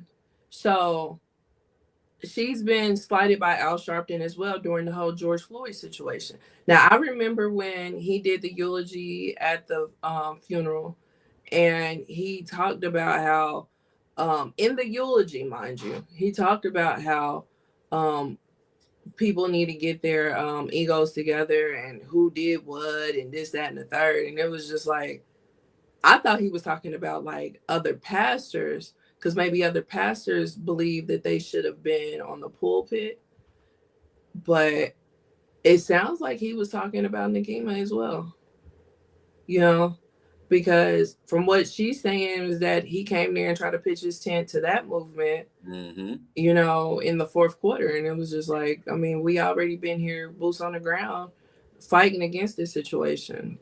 So, um, but like I said before, it just sounds like it's a bunch of in-house fighting that's happening out in public.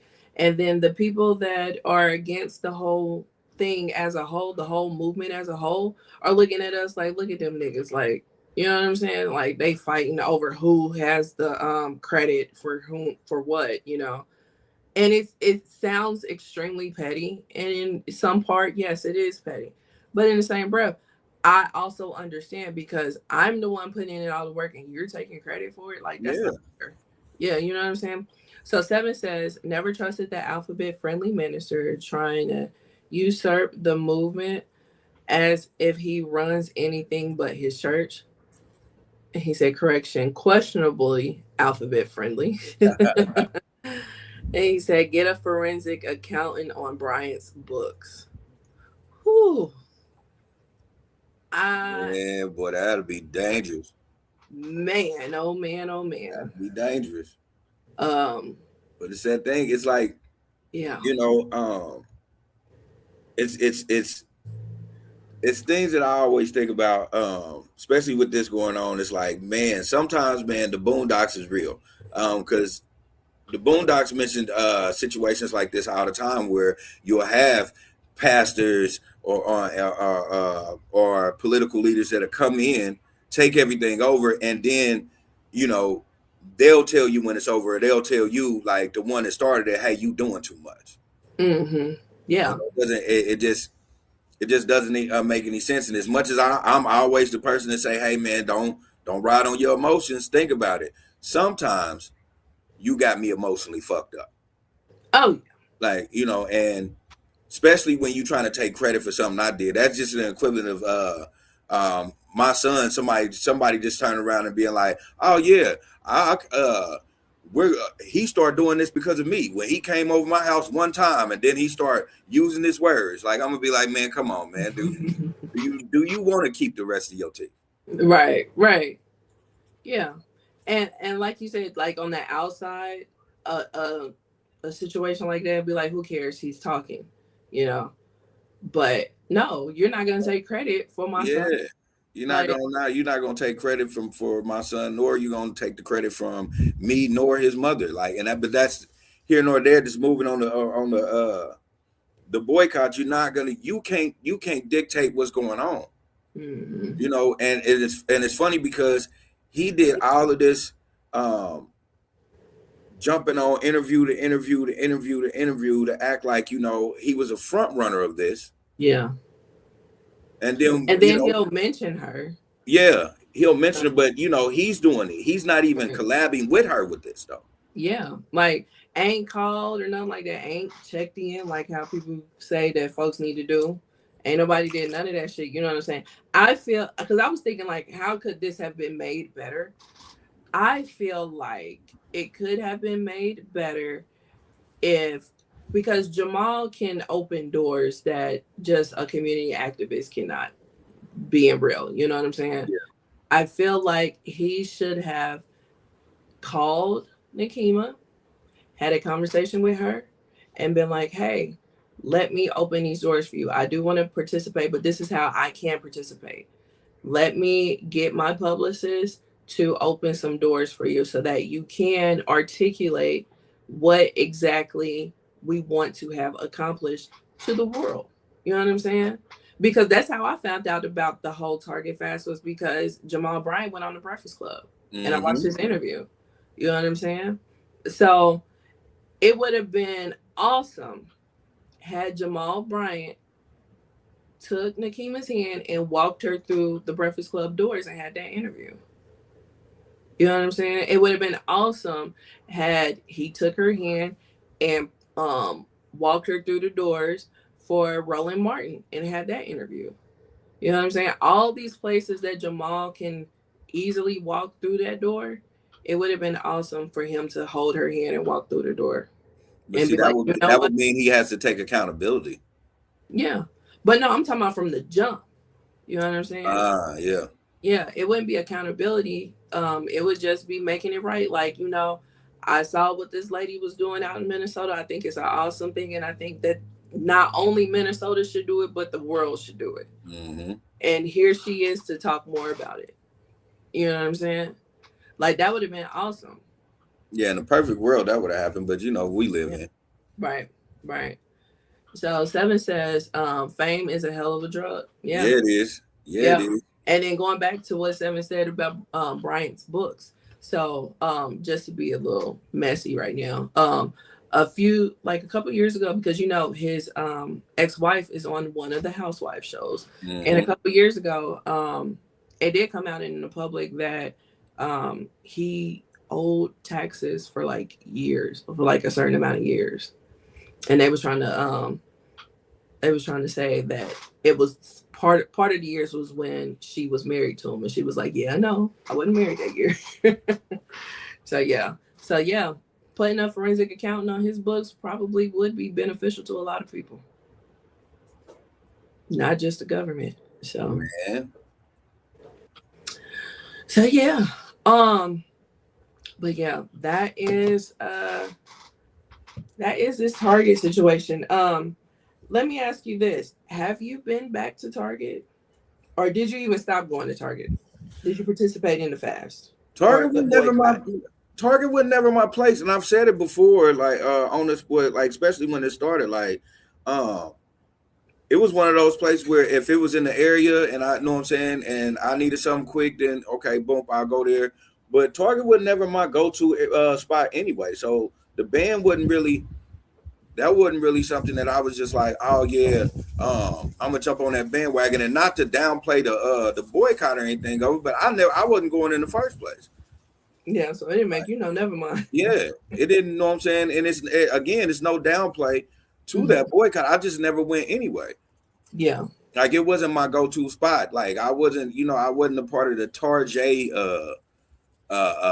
fam. I wasn't in that. Like even when I was working at a spot that was literally right across the street from a Target, and I was like, Aldi's was right up the street, so I don't even need to. And Trader Joe's, so I Mhm. never know what I'm saying. I never felt the need to go in there. Confession: I have never been to Trader Joe's. Mm, Yep. I don't know what's in there. It you should like, go. yeah, I always thought it was like stuff for farm people. No, And I was hell like, why no, is it in no, Gore no. You Parkway? should Like, go. there ain't no farms. Like, I was so confused. But yeah. Yeah, I've never been to Trader Joe's. But I have been to Target. I actually worked there one holiday season. So yeah, that was the first time I did retail too. God, Lee, whew, that was hell on your feet. I will tell you that. Yeah, I But remember. It yeah, wasn't my thing, and like but I'm never gonna say like I never went, but like I never like that wasn't my go-to. yeah. You know, I like Target. Target has a lot of cool stuff. Um Target has a lot of cool stuff. But it's not you're right, it's not really your go-to when you need like essentials. That's kind of Walmart, you know. Exactly. Um but I do like Target. Target is like um you may have like better quality stuff at Target, and it comes with that price too. But yeah, like I didn't go for months. And then when I did have to get something from Target, I totally forgot about the boycott. So yeah, but it wasn't like I was spending a lot of money in there either. I probably spent $20, but yeah, like it's been lasting so long. I totally forgot about it until all this crap started happening, and I'm like, oh, I guess we were still boycotting. Yeah, Okay, I just knew they was losing money. yeah, they did lose money um throughout the boycott. They did lose money, which was part of the goal, you know what I'm saying? Because that like they need to fill it in their pockets. That's the only way they gonna see, Hmm. you know. And so that's the point of a boycott, like not to patronize. So but they didn't feel it enough to where they changed anything. Nah, they didn't. Yeah, that was. Yeah. So it is what it is with that. But yeah, like I said, this is a bunch of fighting. that's supposed to be in-house that's for the world to see. And it's unfortunate because it's gotten to a petty level. And like we talked before, there's no leaders like how it used to be back in the day. No. There's no leaders, and everybody wants to be a leader, but everybody ain't meant to be a leader. Well, because their integrity's not there, and like, because we're gonna know that nobody is perfect. None of our leaders are gonna be perfect. You're gonna have they're gonna have skeletons in their closet. They're gonna have things going on that was either in the past or something they doing on the sneak right now. But if we want to be true to ourselves, nobody need to focus on that. We need to focus on what the issue is that they are trying to resolve. True. You know, we live in a society now where you will have somebody trying to do great things, but then they'll bring up some things they did in 1996. Let's focus on what they're doing now. Right. You know, that's the whole thing in a nutshell. And I've said this before, but I'll say it again. If you can't accept that I am changing, then I shouldn't expect for you to change either. You can't turn around and tell me you don't sell pussy no more when I know you used to. I mean, I changed my life. No, I'm playing. No. If you telling me I can't change, then no. $40 is $40. What's happening? Right. Are you gonna take it or not? You know what I'm saying?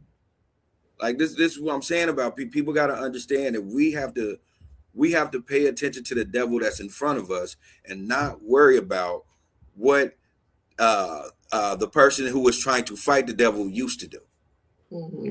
You know, I just don't understand that. If we're talking about the bear in the house, why do we want why are we not focused on the bear in the house instead of the lion that's sitting outside? The lion ain't did nothing. Why are we like, oh, well, the lion, no, let's focus on this bear. Yeah. Well, speaking of the bear, this is a little side. Wait, before we talk about the bear. 7 says, standing tall, lost to fame most of the time, it seems. Yeah. But speaking of the bear, just a little sidebar. Did you hear that Mystical pleaded guilty to that grape charge? He was supposed to. Yeah. So I don't think we're gonna see him no more free in this lifetime. So yeah. But he's one of those people that and I hate to say it like that, and it's just my opinion. He thought going to jail was not enough to change his ways. You know, some people go to jail and then they understand and they don't never want to go back. And some people go to jail to learn how to be a better criminal. Yeah. But you just keep doing the same thing over and over.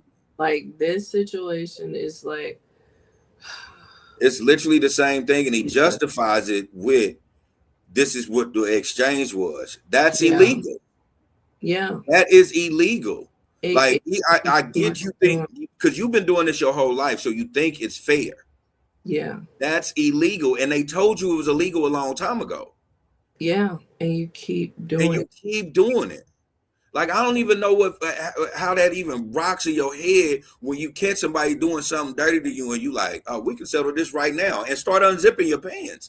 That's illegal. That's not how you settle situations.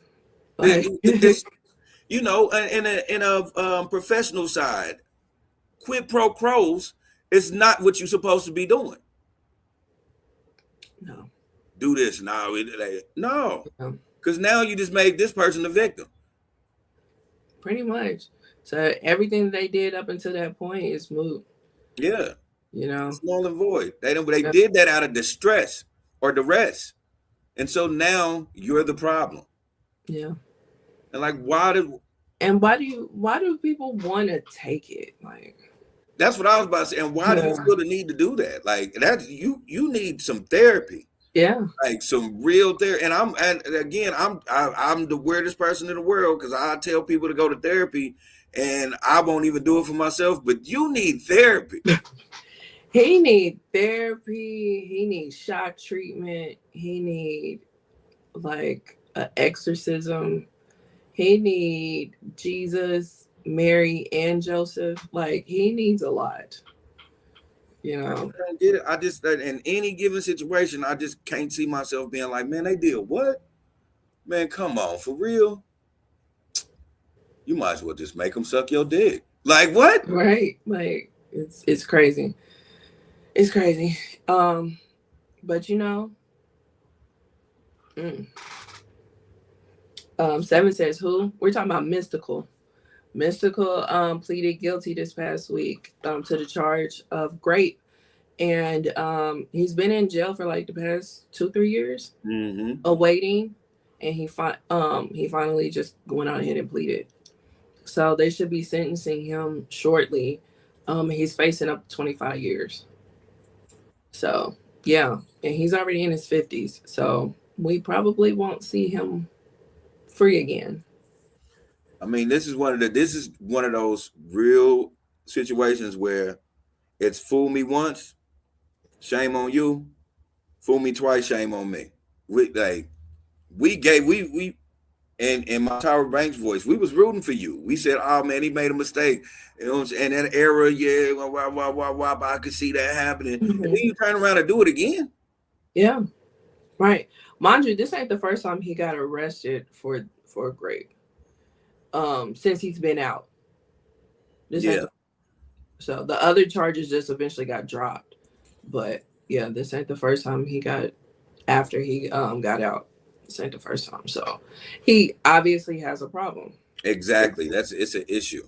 Yeah. 7 says, "Here he come, there he go." Oh, Man, man, we man. just gonna have so many artists, man. Just I remember it was a thing where I grew up in an era where we had artists that was in jail, and they was wrongfully accused, and now I'm in an era of we have artists in jail, then and we know goddamn well they supposed to be. Yeah, it is. It is a different time because yeah, like if artists went to jail back in the day, they either was falsely accused or they was doing something just, or they Or it was was just caught up lyrics. in or they was still caught up in the game that they talked about. But nowadays they be on some bullshit and you can't justify the shit, and then you're looked at crazy if you still listen to them. Like it's a different time for sure. It's a different time for sure. But that's Mystical. Just threw that in there when you said the bear, his famous lyric, "You see Yeah, the bear, help the bear." So so that was Target. Next up is BET Plus. So BET Plus, which we know is the app that BET has, and they are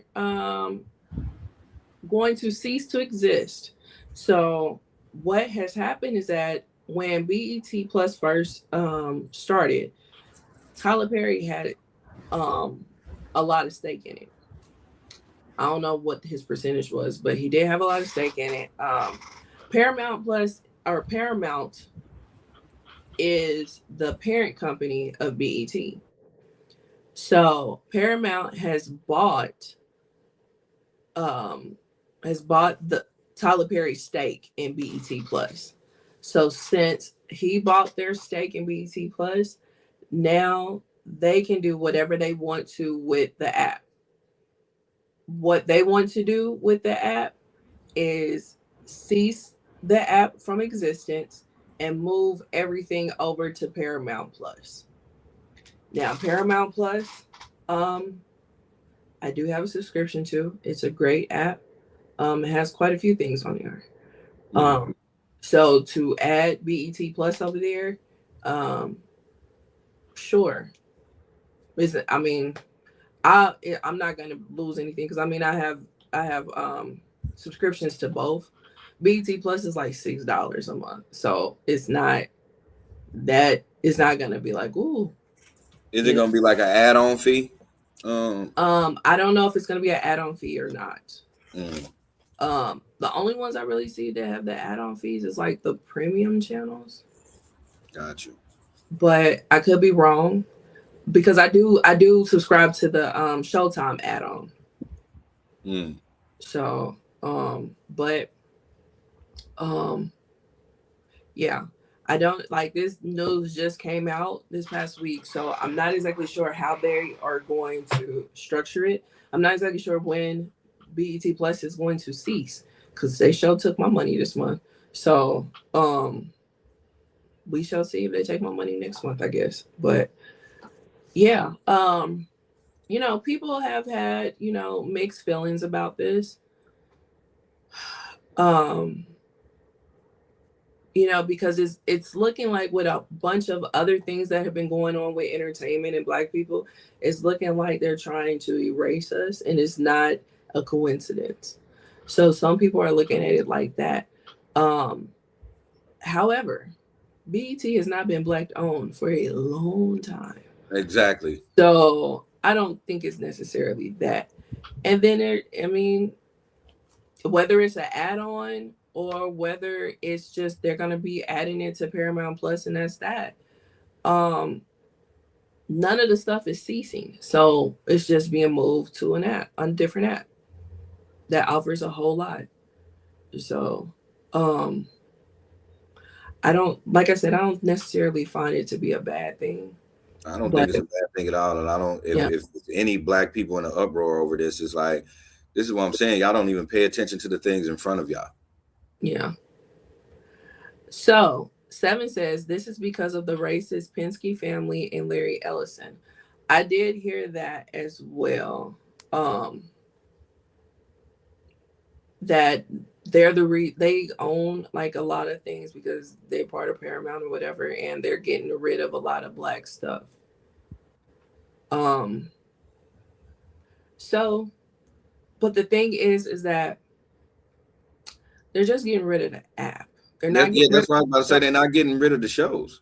Yeah, they're just bringing the shows to Paramount. Yeah, so I can't really say that it's 100% the same thing as what's going on with Sherry Shepherd and I think Jennifer Hudson stayed, but like Karamo is gone, you know, so like there's quite a few shakeups that's going on that is looking like, okay, this is not a coincidence. I just don't necessarily think that it's this. 7 says yet. Now, you may have a point. It may be yet, but it could have been that either way because of the fact that BET as a whole is not Black owned. Like exactly. It's been owned by them for a while. Let's see, they're doing it all incrementally, and that's possible. That's possible. Excuse me. Or some of the shit could be running its course. Yeah, and even if they is doing it like that, they've been had that in play, and again, they've been a white power structure for a long time anyway that was just exploiting Black dollars. Yeah, it's niche programming. Yeah, or niche programming. You have certain programs that are or certain channels that are directed towards certain demographics, and BET being one of them. At least it was at one point. I don't know what the hell it is now, but yeah, I don't necessarily see that now. Now it could change. It could most definitely change. And like you said, it could have been in play. We just don't know. As of right now, we know what we know. And what we know is that BET Plus will no longer be, and all of the programming is moving over to Paramount Plus. So, all your Tyler Perry shows will be over there. Because I know how much you love your Tyler Perry shows. Yeah, I can't wait to watch a Tyler Perry. That's your guilty pleasure. That's my guilty pleasure. I can't wait to go home and just pop on the Tyler Perry show. Gets you through the day. Yeah, it's just something about it. It gets the people going. It gets the people going for sure. Yeah. and they're gonna be going right on over to Paramount Plus. Man. So so yeah. Let's see.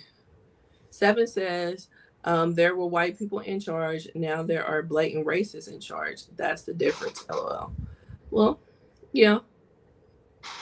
Yeah, I can definitely see My that being a difference. He says the beast we know. so and so my rebuttal to that is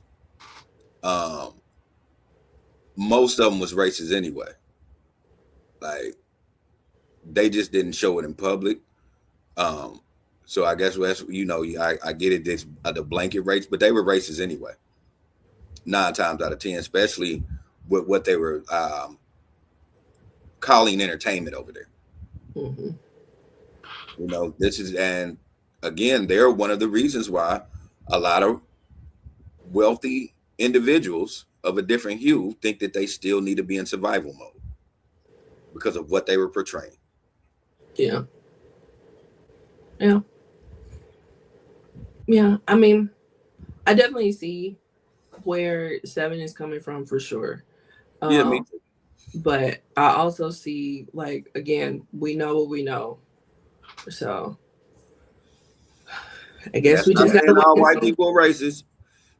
No. Let's just put that disclaimer out there. I'm not saying all white people are racist. Mm-hmm. But case in point, if I had a network and the only thing I did was promote underprivileged white people, you would say that, what I'm saying, I had a problem with white people. Mm-hmm. Yeah, it would look like it. Yeah. Or you had a skewed view of white people. Yeah. Yeah. It's that unconscious bias. Yeah. I think all racists have an unconscious bias, and they don't believe it's wrong until somebody points it out to them. Yeah. Yeah, for sure. For sure. 7 says racist to have the shows or racist to not have them at all. It's a sprinkle of both. Yeah. It says pick your poison, I guess. Yeah, that's exactly what it is. It's like yeah. I mean, yeah, like when the last time we had a Family make Matters? An argument for both. Yeah, when the last time we had a Family Matters? When the last time we had a Fresh Prince of Bel-Air that didn't be controversial, that didn't make Carlton an addict? When's the last time we had a Thea? Like when is this is what I'm saying now. They entered down. One thing I will say that I don't think people are some people don't pay attention to is the black shows that do come out like that. Mm-hmm. Some of them don't last long. Now we did because at one point Tyler Perry did have a string of shows that were promoting black families and things of that nature.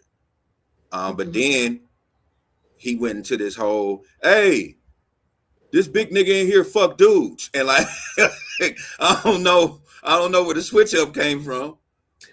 Well, I will say this, and this is going back to my my teachings. You remember hearing about the show Amos and Andy? Mm-hmm. Okay, so Amos and Andy was a show that came out around, I believe it was on radio first. And then when TV came, it was on TV. And there was a certain demographic of black folks that could not stand the portrayal of black people in that show. The NAACP got involved and all kinds of stuff. So the show, I believe, only lasted 1 season on TV. And those actors couldn't work again. So it is kind of like a pick your poison because they are even like still to this day, you know what I'm saying? Because we still have people that hate on certain shows that they feel that are not portraying us in the best light. And it's like, for one, we're not a monolith, so we're gonna have all kinds of different types of people, and whether you watch the show or not is up to you. But it is putting food on people's tables. Yeah. You know what I'm saying? So um we have had this discourse for the longest in regards to the entertainment that black people are hired for. Now, when you do have something extremely positive or whatnot, people don't watch it. You know what I'm saying? Um and then when you do have something that may be controversial or maybe entertaining for the wrong reasons or whatever the case may be, it's a cultural phenomenon. So it's just like, I think it's who's wrong, who's right. it's no longer right to it. I feel like all of these things should be integrated with each other. You should have a show with all black individuals that are promoting a black family structure or a black business structure that doesn't have controversy. I also understand that you do have to have shows with a black cast that is actually showing like real life scenarios that people can relate to. I think it's just one of those things where when you do that, it should always be in the writing room, in the directing room, in the producing room, someone of that hue that understands it, instead of a show promoting black excellence with all white writers, or a show that is promoting black drama with all white writers or all white producers. This is where it goes null and void. Because how are you going to tell me how to be black if I'm selling dope or have a PhD? Yeah. No. I get it, and you are 100% correct. There should always be a representation in the writer's room. You know what I'm saying? And the fact that it's not a lot of times is insane. Because how can you write about something you absolutely have no clue? Exactly. You know what I'm saying? So I totally am 100% with you on that. It's just, as far as the being a consumer on the consumer end. You know what I'm saying? It's one thing to be like, okay, this ain't my cup of tea, I'm gonna not watch it. It's another thing to be like, I want this show off, blah blah blah blah, because of the visceral effect of that. Because going back to Amos and Andy, they were adamant about that. Which, I mean, when you if you were to catch a scene of Amos and Andy, yeah, it looked crazy as hell. I'm not gonna hold you, but it was putting food on those people's tables in the same breath. You know what I'm saying? So, and then those people weren't able to, work in that business again because of that, because of that whole situation. So it was like, yeah, you're looking out for the betterment of black people, but these black people you don't give a damn about, like the after effects of that. And then we're not trying to come up with no alternative to this. And then, especially back then, like they weren't giving out opportunities. It wasn't too many people that was sitting at the table, if at all. I don't even think they were anybody sitting at the table that was anything other than a white man. So yeah, like, I mean, it's pros and cons to it for sure. But then, especially back then, if we gonna strictly just talk about back then yeah, of course this was gonna be detrimental, because it ain't too many Horsewits that was just gonna be like, all right, I'm gonna give you a opportunity to be and something else. yeah, but then this is the thing on top of that, because okay, boom, you got the show taken off, but it isn't like, because I mean, like they had traveling productions and vaudeville. They had like the chitlin circuit. They had all kinds of stuff like that would you could do, but but because the public what felt so negatively about these actors couldn't even get work within the black community on the little bit in pieces that we did have. You know what I'm saying? Like it just was it was a horrible outcome for the actors that was just trying to act. Yeah. You know what I mean? So um let's see. 7 says, these are the same type of people who like to act like they're allies while having no black friends. They want to speak for us, or if they let us speak, they're monitoring the mic cord. That's true. Yeah. Yeah. Yeah, that's definitely true. It's just what do we do about it? You know? I mean, it's been Because what people have done about it, people criticize. Like, right. you know what I'm saying? Because it's like, okay, yeah, BET's not black owned, BET Plus not black owned. Okay, so look at the black owned apps. Now there's TV, Zeus. People have problems with those. You know what I'm saying? Yeah. And they're not just raggedy, ratchet shows on those apps. They have a whole bunch of stuff on those apps. I subscribe to Zeus. You know, I used to subscribe to Now That's TV. Like they have more than just what I'm subscribing to it for on there. You know what I'm saying? Yeah. So, But no, I get what you're saying. I think it's more of those things where, because we do have networks, and that's what a lot of people fail to realize. We do have networks. The problem is, when those networks pop off because of controversy, which you can like it or not, that it's going to sell. But the thing is, with those networks, it's a lot of people that are afraid to even promote their content on those networks because they don't think that their content is for that network. But you have to be able to put yourself out there. And it's one of those things where that network has to be willing to push that as well. mm-hmm. And so you got to get somebody that's brave enough to do it because of the big, stamina with these black-owned streaming apps. They got to get a big name that, is going to be like, this is like blackity black, and I want to be a part of it type. Yeah. You got to get like an A-lister that regardless of what you say about them, they still gonna, be an A-lister. You know what I'm saying? And you gotta be willing to get Whoopi Goldberg. You know what I'm saying? She's an EGOT.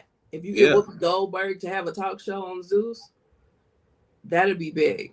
Exactly. And you gotta be willing to do some things that are quote unquote corny to a younger audience. Mm-hmm. You got to be willing to do that. Like, it's just that. And a whole thing in a nutshell is a lot of times the younger artists that you are looking for, they're not paying for the app. Yeah. So you gotta you know what I'm saying, you gotta have a certain demographic. I remember it was a time where TV was TV and TV had their action. You had this, you had that, but then they had this stint of baby boomer series on each network, and that was booming for them because these were the people that were actually paying for this network to keep running. The Madlocks, the Murder She Wrote, the Golden Girls, these type of things were actually on the secret to why they are still moving. Empty Nest, Dear John, like, let's go on it. Mase, it does. Yeah. And you got to be willing to do, or you got to be willing to know that your audience is getting older, so they're going to need something to be related to. Like, because after a while, even the baddies don't want to do baddie shit no more. Yeah. Yeah, it will get old after a while. Yeah. Yeah. Sure, it gets old with us watching it, But, hey, that's my 2 cents on it. I don't have a network, so I can't tell people what to do. But if I did have a network and somebody shot to me like, hey, I want to do like a remake to a different world, I'm going to listen. Yeah. And you're going to have to give me a damn good pilot. Yeah. Yeah, for sure. For sure. So, yeah, that was the BET Plus conversation. So now our last conversation is this whole Remy Ma and Rick Ross scenario. So, speaking of black-owned streaming apps, Remy Ma apparently has a black-owned streaming app. Yep. Did not know. I didn't either. Shout out to Remy Ma. Shout out to her. But yeah, so she has a streaming app and they were producing a movie They called it The Biggest Boss. The movie premise was basically a CO that was a rapper as well. And so with with the CO being a rapper as well, and how he pretty much used his persona to get into the rap game, or use someone else's persona. You went dark, cuz.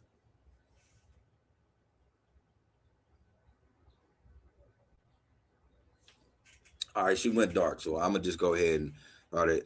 Yeah, this network that she has with the name was originally The Biggest Boss. It was about a CEO turned rapper who was actually in the lyrics glorifying a life that he didn't live.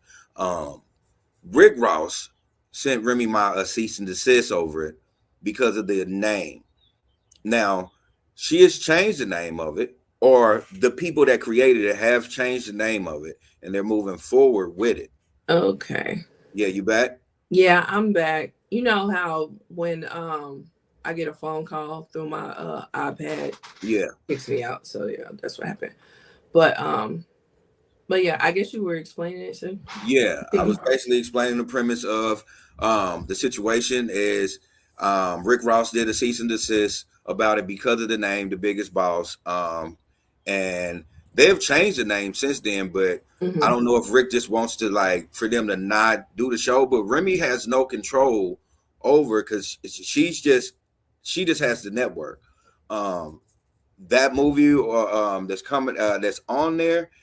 She has no control of that movie, but at the same time, we know who Remy Ma is, and Remy Ma. It ain't like she wasn't. She's not privy to what's on her network. I just think she didn't. In the beginning, she didn't care about it. She probably thought it was funny, but didn't think it was gonna get this far. In my opinion, I don't think she was. It was. She thought it was gonna get this far where it was a problem, but it's just one of those things for me. Is like probably should have been like, nah, we can't say The Biggest Boss because you already know what people are gonna insinuate. But again, this is Remy Ma. We already know what type of time she be on sometimes, and especially in her predicament, no publicity is bad publicity, and bad publicity is good publicity. Yep. So yeah, let's just see how far to go, so people would know actually what I'm doing, instead of knocking off um, low level artists. Like let's do that. Let's stop finding out that I know what I'm saying. I'm deplorable when it comes to being a wife.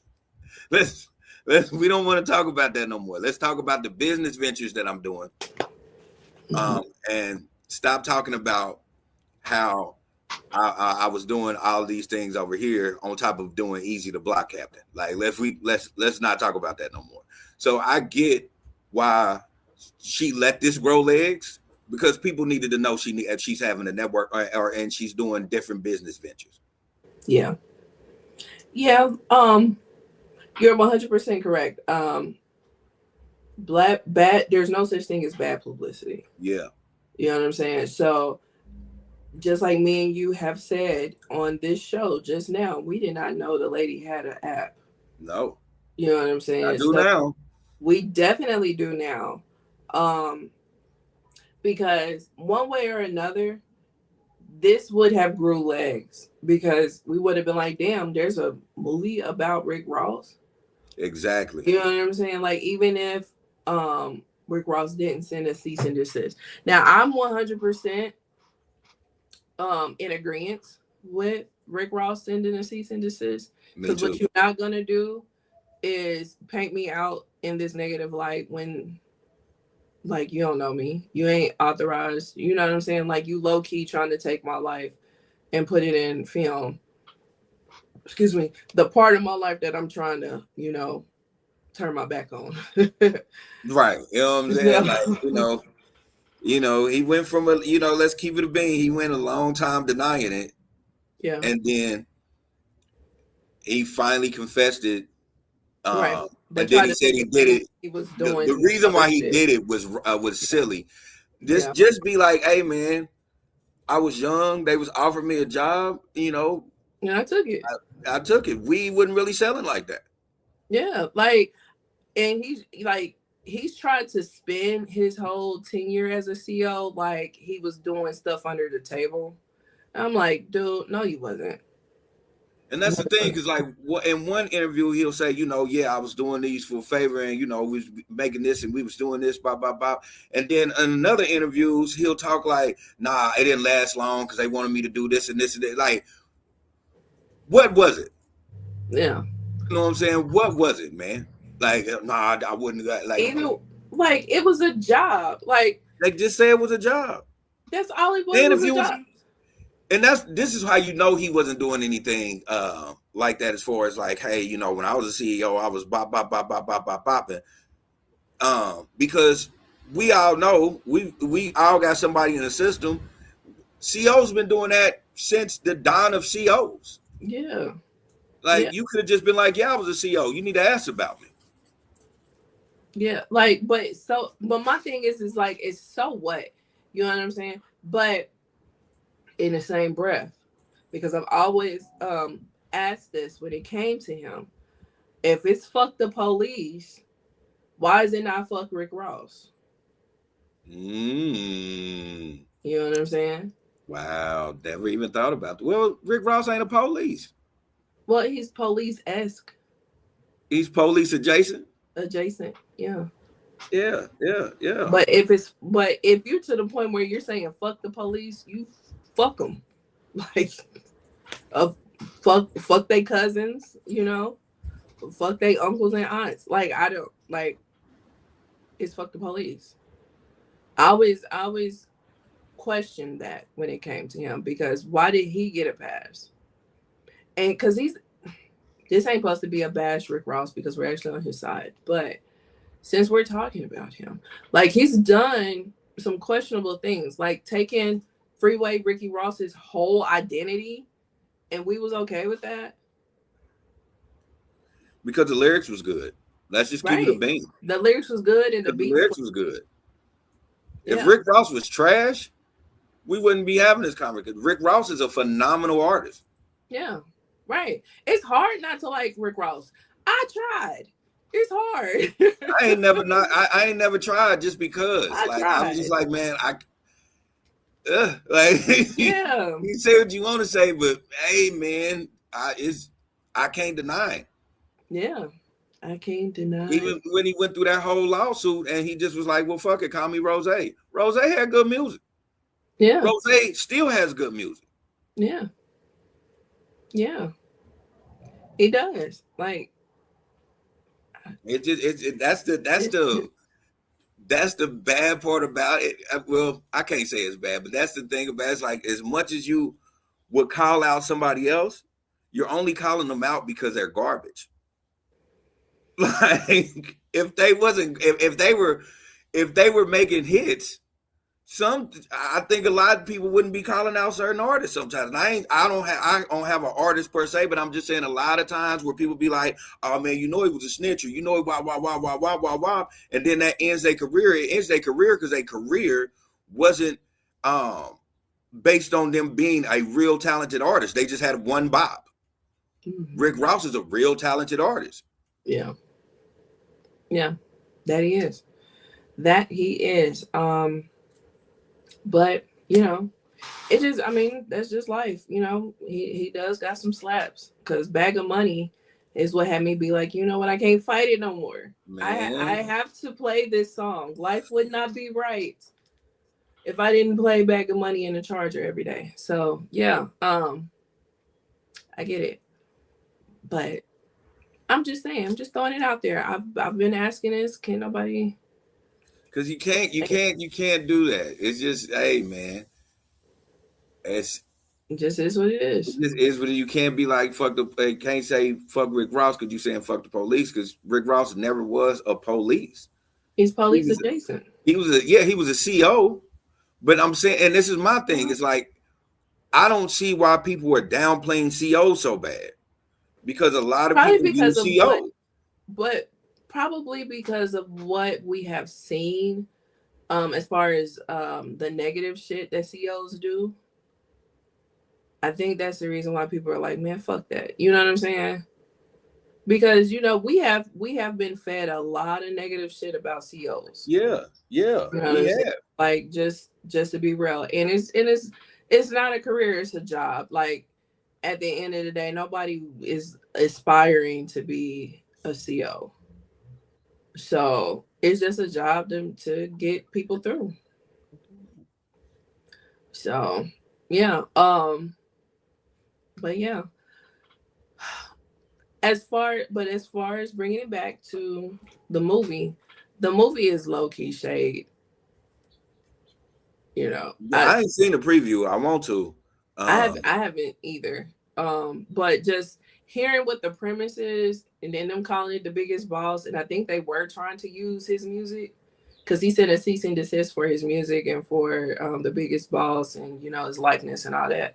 So yeah, I believe. Having Rick Ross's music on the biggest boss is is Right. It's like one, two, diabolical. three. Right. It's like one, two, three. That's enough. Like they were definitely throwing shade. Yeah, Um, you leave me alone. unbeknownst to Remy or not, it was shade being thrown. Yeah.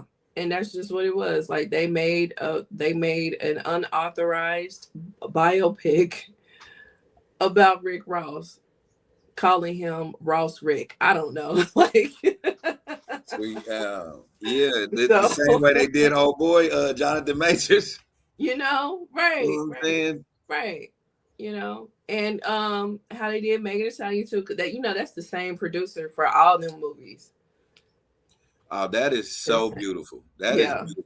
yeah, but I don't know if that's the same one for the biggest boss, but for like the girl that got shot in the foot and the guy that ran from the white girl, like all those ripped from the headline Yeah, movies that are on Tubi is one writer producer, and he's for all of them. So yeah.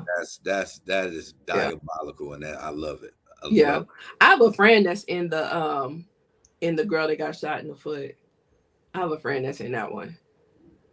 And I was like, oh, like I knew he went to the premiere, but I didn't know he was in the movie. So that is wonderful. That yeah, yeah, is wonderful. I've just been a fan of parody, so yeah, I just think those are always dope because yeah, it's coming from real place, and then you have to put in just some fluff, and yeah. sometimes that fluff be hilarious.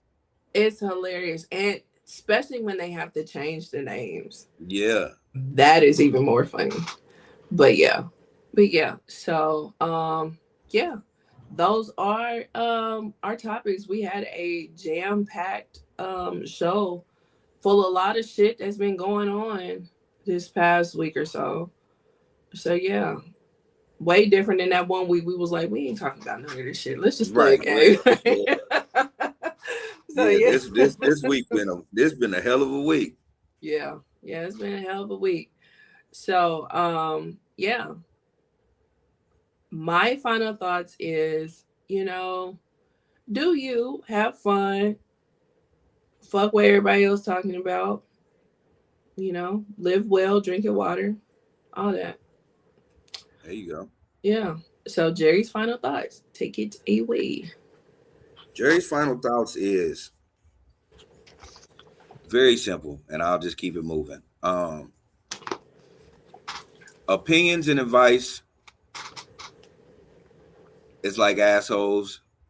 Everybody has one. But sometimes you need to keep your opinions and your advice to yourself because even though you're trying to be helpful, someone is going to think you're a hater.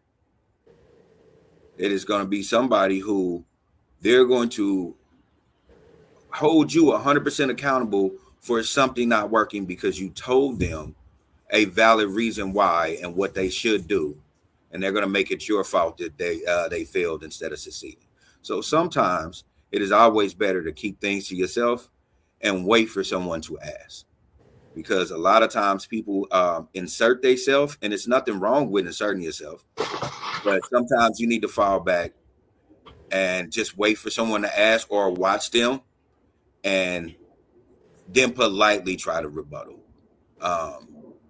Because a lot of times you have a lot of people that'll call you a hater because you're just trying to be helpful.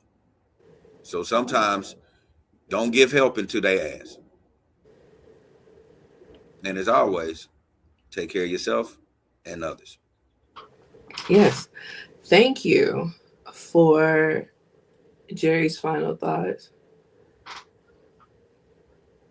Yeah. So that was episode 193 of the Ish We Talk. And we will see you guys for episode 194. Bye. Exactly.